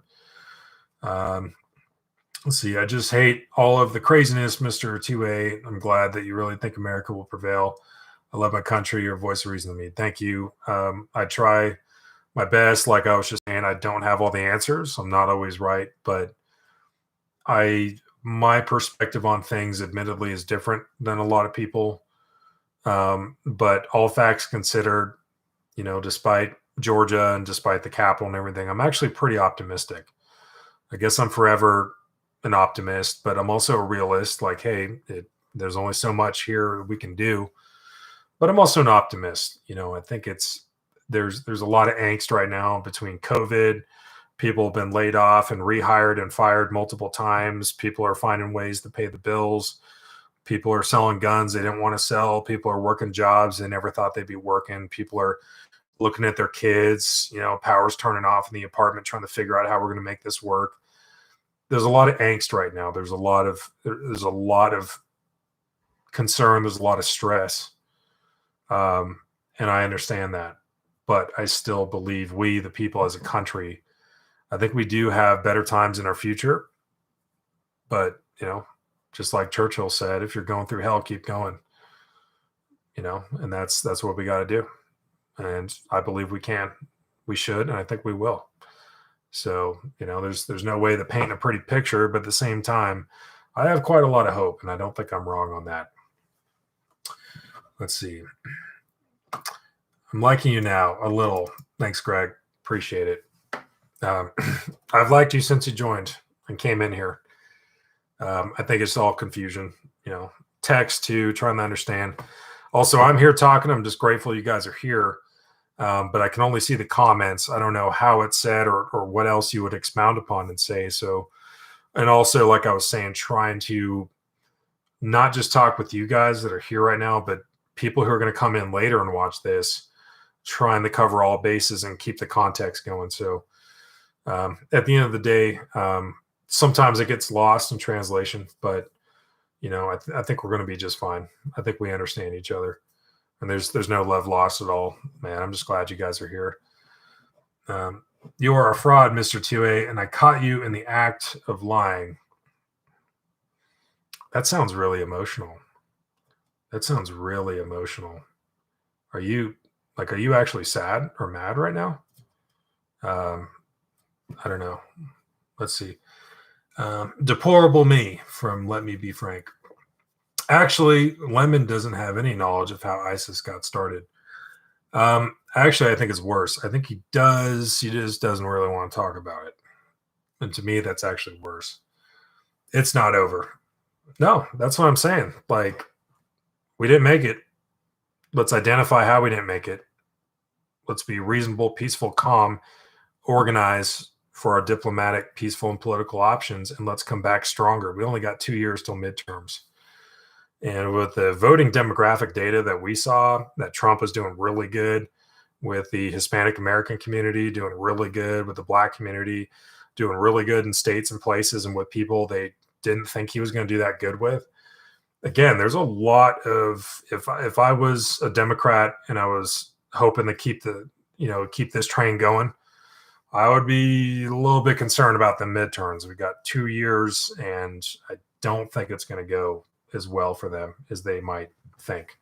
But I think people like Nancy Pelosi and some of their long-term, operatives and people have been there for a long time. I think they're not going to say it, but I think they know it. The 2022 midterms, not going to be a good time for them. I'm going to forecast that now.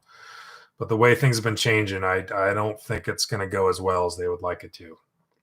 Let's put it that way. In terms of votes and everything, I don't think it's going to be that great for them. Let's see. John Wayne, you do have the option of unsubscribing, but don't make a big point. I don't think he cares. Like I said, I mean, I've never asked people to like and smash the subscribe button and all this stuff. I do it because, I'm using my First Amendment. I'm grateful you guys have been here and watched the videos. I do it because I like it. I do it mainly because I care. And if other Americans care and they want to present facts, we can argue stuff, and actually retort and move back and forth on that and exchange ideas. I totally open and welcome to thought exchange. And even if we had like the most Bernie Sanders, AOC subscriber, voter, leftiest of the lefty, I would love to have someone like that in here because, I am unafraid to exchange ideas, and I don't need, I'm not going to call them names or anything. Like, I think my ideals, conservative and American values, I think they stand on their own merit. I don't need to do smoke and mirrors. So I would love to have an anti-gun person, a leftist person. I would welcome them honestly with open arms, because their argument has a lot of holes I'd love to shoot, right through. But I would love to have my own ideas, contested. It's like, welcome to my live stream, where I'm not going to call you names or a racist or a whateverist and just try to shut down the debate because I'm scared of it. I welcome it because, as pro-gun as I am, studying the anti-gun argument, I can actually argue for gun control better than most people who believe in gun control. So if I'm at that standard, I am unafraid. Bring it. Like, let's peacefully, welcomingly exchange ideas. But you got to understand, you call me a racist or this, just thinking it's going to mean something. Maybe in your gender studies class, that would have been the be all end all, and it would have stopped everything and nobody would have questioned it. That's not going to fly here. Okay. This is an American podcast, American channel. Okay. We exchange ideas. As American sons and daughters, we have ideas. So let's talk about them. And you know what? If you got an idea you actually care about, well, defend it. Let's go.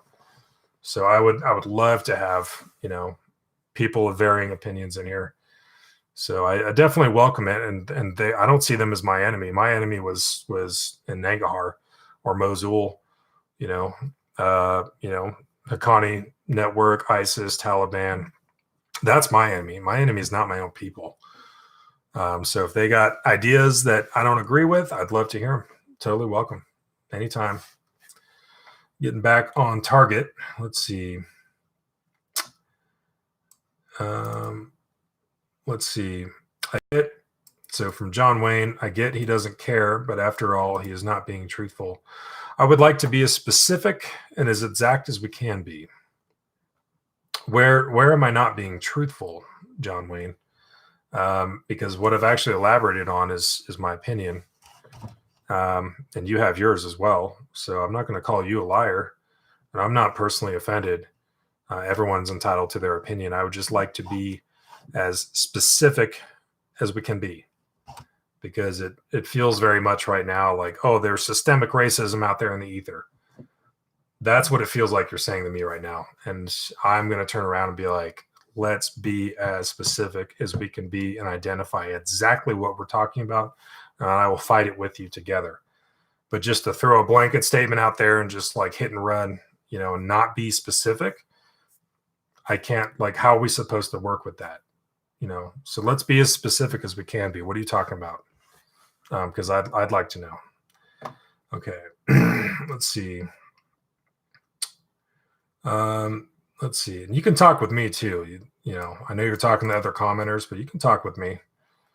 I'm an American. I'm unafraid. I don't care. Let's talk about it. Do you have any international friends that wish they had a 2A? Yes. So there's a dude on YouTube. He goes real hard in the paint. Some of you guys might find his content a little long-winded or very intricate, but I love him because historically he is amazing at recording history with firearms, and he's British muzzleloaders up in Canada. And he has outfits. He's got some very interesting intros to his videos, but he has a lot of historical wealth of knowledge, and he cares a lot about guns. His forte is basically the Lee Enfield down to the Martini Henry and everything. But yeah, they're having some challenges up there in Canada with, you know, Justin Trudeau basically being a one-man parliament and deciding AR-15s are scary. But I also have Jolly Green Slug, pretty outstanding dude. I've got a Lithuanian. He was an exchange cadet who lived with us for a semester at VMI, but we still talk every now and then. And, you know, that we gave him the full tour. We took him shooting with all of our ARs and everything. We took him to DC, took him to Miami, New York City. We took him everywhere and tried to show him the most American experience we could give him, being at a military school and very locked down most of the time. And yeah, it's a very different thing when you talk with people from Europe or somewhere else. The concept of guns mainly is police and military.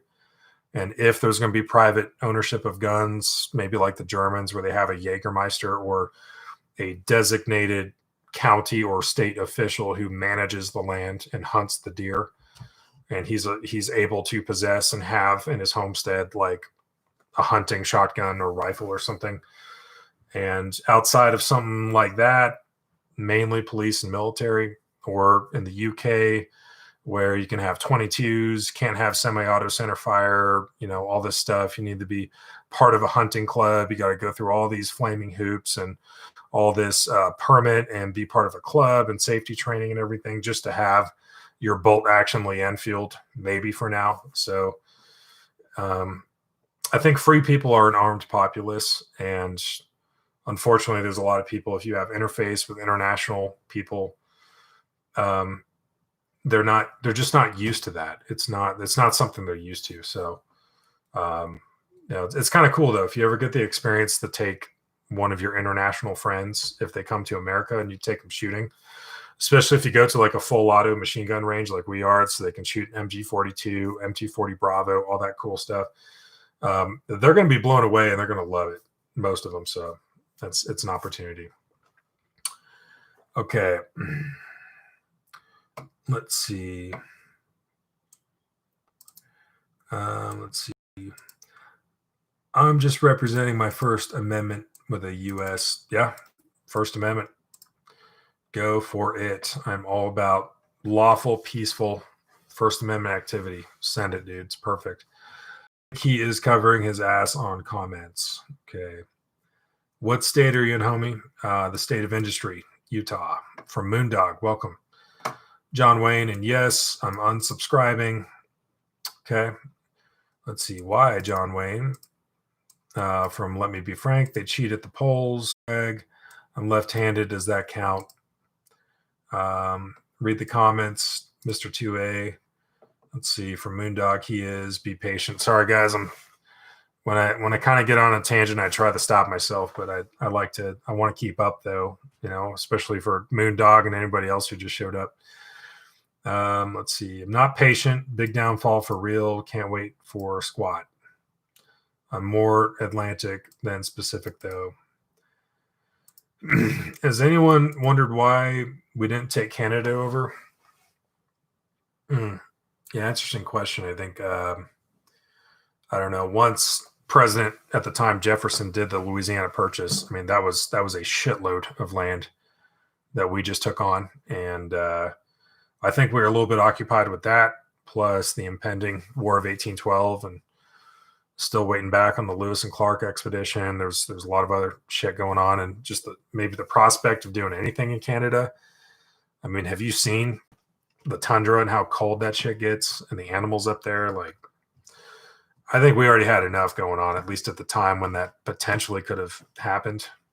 That's more a theory, though. I'm not sure.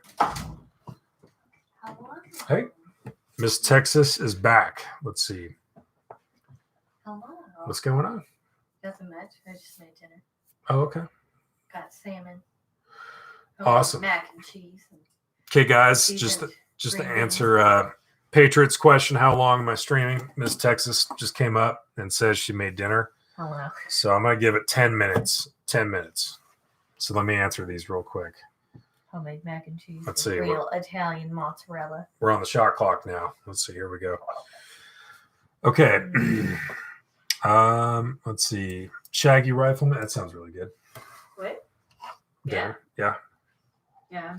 Well, that mozzarella is going to expire within 2 weeks, and I thought I could use like. Just do it. Italian. Sounds good. It's all about the good ingredients. Yes. Start off with good ingredients and start quick. Yes. Okay, I'm going to finish this up and I'll be downstairs in a second there. Mm-hmm. Yeah. Yeah. It's okay. I'll be there. Okay. I already ate dinner. Okay. Because I was hungry. Okay, that's fine. Okay, I'll be down there soon. Okay, she made dinner, but she ate it without me, which I don't blame her. It's a little late tonight, so. I was hungry. Okay. I was swimming for 5 hours. What did you expect okay. me to do? Just like stop? No. I'll be down soon. Since the Industrial Revolution in Britain, like, I'm not going to stop. Jesus. Am I wrong? Okay. Jesus. Okay. We're back. 10 minutes. Shot clock. Go. Let's see. Buying Greenland. Actually, yeah, that was a real Trump administration thing. Prospect of buying Greenland. And everybody talked some mad shit. They're like, oh my God, he's trying to buy Greenland. What the fuck? Strategically, though, that's actually pretty good air base. That's a good location for, if you have an adversary like Russia and you want to project air power from there. But everyone, just like the Space Force, thought it was a joke, which I also think the Space Force was a great idea. But that's, I guess, kind of a side note. Apparently, 62 hours if he hits every comment. I just applied for my FFL, got my ATF interview coming. Yee. Yeah. Yeah, interviewing with the ATF, it's actually not as scary or crazy as you might think. Bottom line about an FFL, that is a business license. So, we're an SOT, we have dealer samples, we have machine gun suppressors, grenade launchers, whatever. But you can't just apply for an FFL just because you want to have a really awesome collection on the license and on the business.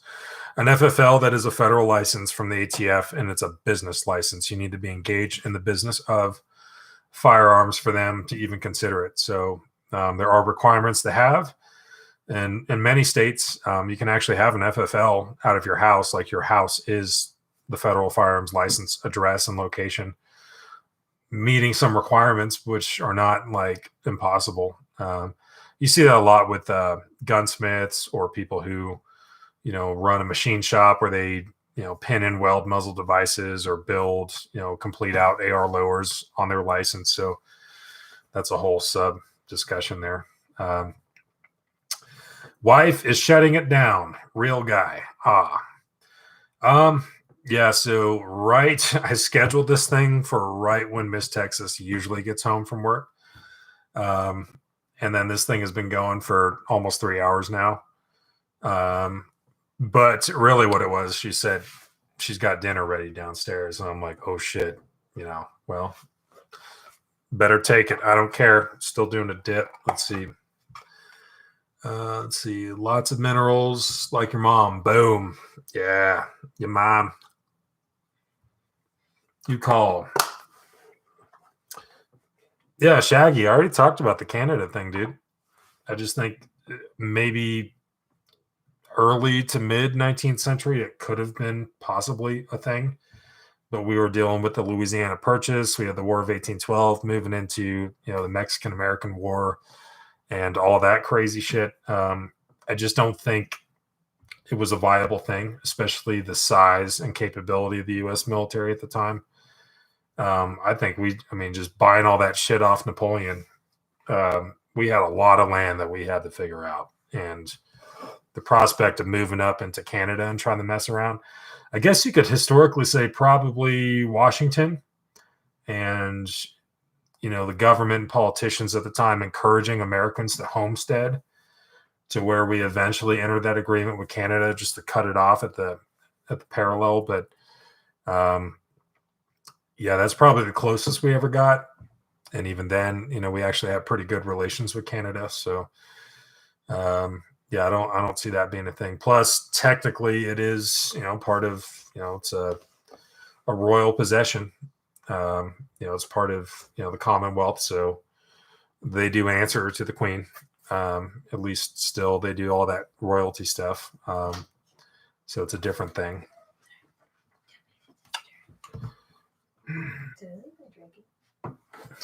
I think you took it out. One of my guys here says, "Put the wife back on." Put the wife back on. What? She actually Hello. Yes, Miss Texas, everybody. Hello. There you go. And sorry, I look like a disaster, but after work, I'm swimming for 5 hours. She's a swim instructor for kids. So, do any of you guys have questions for Miss Texas since she's here? Good. Yeah. See. So do we, the Queen. Yes. Yeah. Where are you from? Let me be frank. You're antsy and you should take a break. It ain't over. Main line of business. How hard to start making money. Shaggy says hi. Hello. There we go. If you're in the gun biz and you're trying to make money, here's the fun thing about that. Guns and ammunition have an incredibly ridiculously thin margin. So if you buy a Glock 19 Gen 5 for like $550, you're going to sell it for $579. Same thing with ammo. There's like $1 or $2 per box that you get to actually pocket. Washington State. There we go. Yeah. Are you part of like the Spokane, or are you on the side of like Seattle? That is real. VMI question mark? Yes, I went to VMI. That's where I graduated, class of 2011. Yeah. I did not. Super fun times, dude. So much fun. Yeah, actually, next year, our 10-year reunion, I just got an email from our class agent that we're trying to do it in September next year, and we're going to see if that happens. But I've never taken Miss Texas there, so we're going to go to Lexington, Virginia, and check it out. Yeah. Canada takes our money and does not say thank you. I thought all Canadians said sorry and thank you. Maybe not Trudeau in the Parliament. I don't know. Yeah, it's like, these are not the droids you were looking for. They basically like shut the curtain and it's like, don't look behind the curtain, but say you're sorry to everybody else. Well, Yes. Yeah, that's an A for respects, I guess. I don't know. Okay, guys. Well, dinner's down there. I'm going to go. We've had a good almost 3 hours here. I do appreciate all you guys for being here. This stream's going to be on. Yes, so I've tried to stick to every Wednesday night doing a live stream. The past 2 weeks, it's been kind of a challenge with work and everything else that was going on. Plus, we did a little staycation. So, yes, I appreciate you so much, baby. Miss Texas has one of those real Southern accents. No. It turns on and off when I need it to. Depends what part of the South you're from. Depends. I am from Texas. We turn it off and on, especially when we're Texas, especially when we get to come to Jesus meetings. Yeah, when she gets real serious, she sounds like the cowboy's wife from No Country for Old Men. And when I hear like that straight up Texas, I'm like, oh shit. Well, here's the thing: when you're trying to have one hand high fiving Jesus and you're trying to hug the devil at the same time, it's where we need to bring you back to earth. Okay, well, for the love of Christ, let's just say goodbye. What? Does the one-legged duck swim in a circle though? All right, everybody. That's what I did. We are out. I do. Take it. Yeah, I'm gonna go eat. I like you. But I appreciate you guys being here. It's kind of a long haul, almost 3 hours. We're gonna try to stick to the usual. Take care. FFL question about the money. Okay, that's the last question. What's up?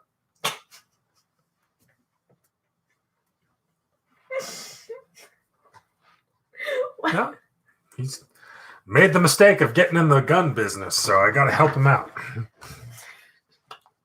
Did you make a mistake of bringing me on this? No. I know you hate my southern accent. No. Or the shit that I said. That was good. It's good. Yeah. Yeah, but okay. Well, Moondog, I'm gonna be here next Wednesday night. So 6 days from now, we'll do another live Q&A. But like I said, do appreciate you guys for being here. Let's see. Oh, North Georgia. Am I reading that right? Senior Military College. One of my roommates at VMI, his sister was going to North Georgia. There's a college in Georgia. Yeah, so North Georgia, it's up there. So we have state-sponsored senior military colleges, VMI, the Citadel, North Georgia, Texas A&M. So I would still, I haven't been back there in 10 years, but I would still argue VMI has got to be the toughest of the senior military colleges. Like, what about A&M University? Texas A&M. They actually have a corps of cadets. Like, they have civilians going to classes and stuff there. It's weird. Yeah, nope. Can't do it. Aggies, if anybody of y'all are Aggies, you do you. All right, everybody. I'm going to go that way. Well, we're all going to go. So we'll be in touch next Wednesday, usually about 6 or 7 Mountain Standard Time. We're going to do another one. You guys will see it if you're subscribed. You'll see the notification I'm going live that night. So, yeah. Thanks, Moondog. Yeah, I'm never asked for it. I don't think I will, but I do appreciate that. If you guys like the content, we appreciate your support and being here. In the meantime, we will see you guys. If you like us that much, just subscribe on the button down there. We'll see. You're welcome. Thank you said you didn't want it, but I never said I wouldn't say. If you like it, you like it. If you don't, you don't. And, it's a free country, First Amendment. Yeah. All right, guys. We'll see you later. Bye. Bye.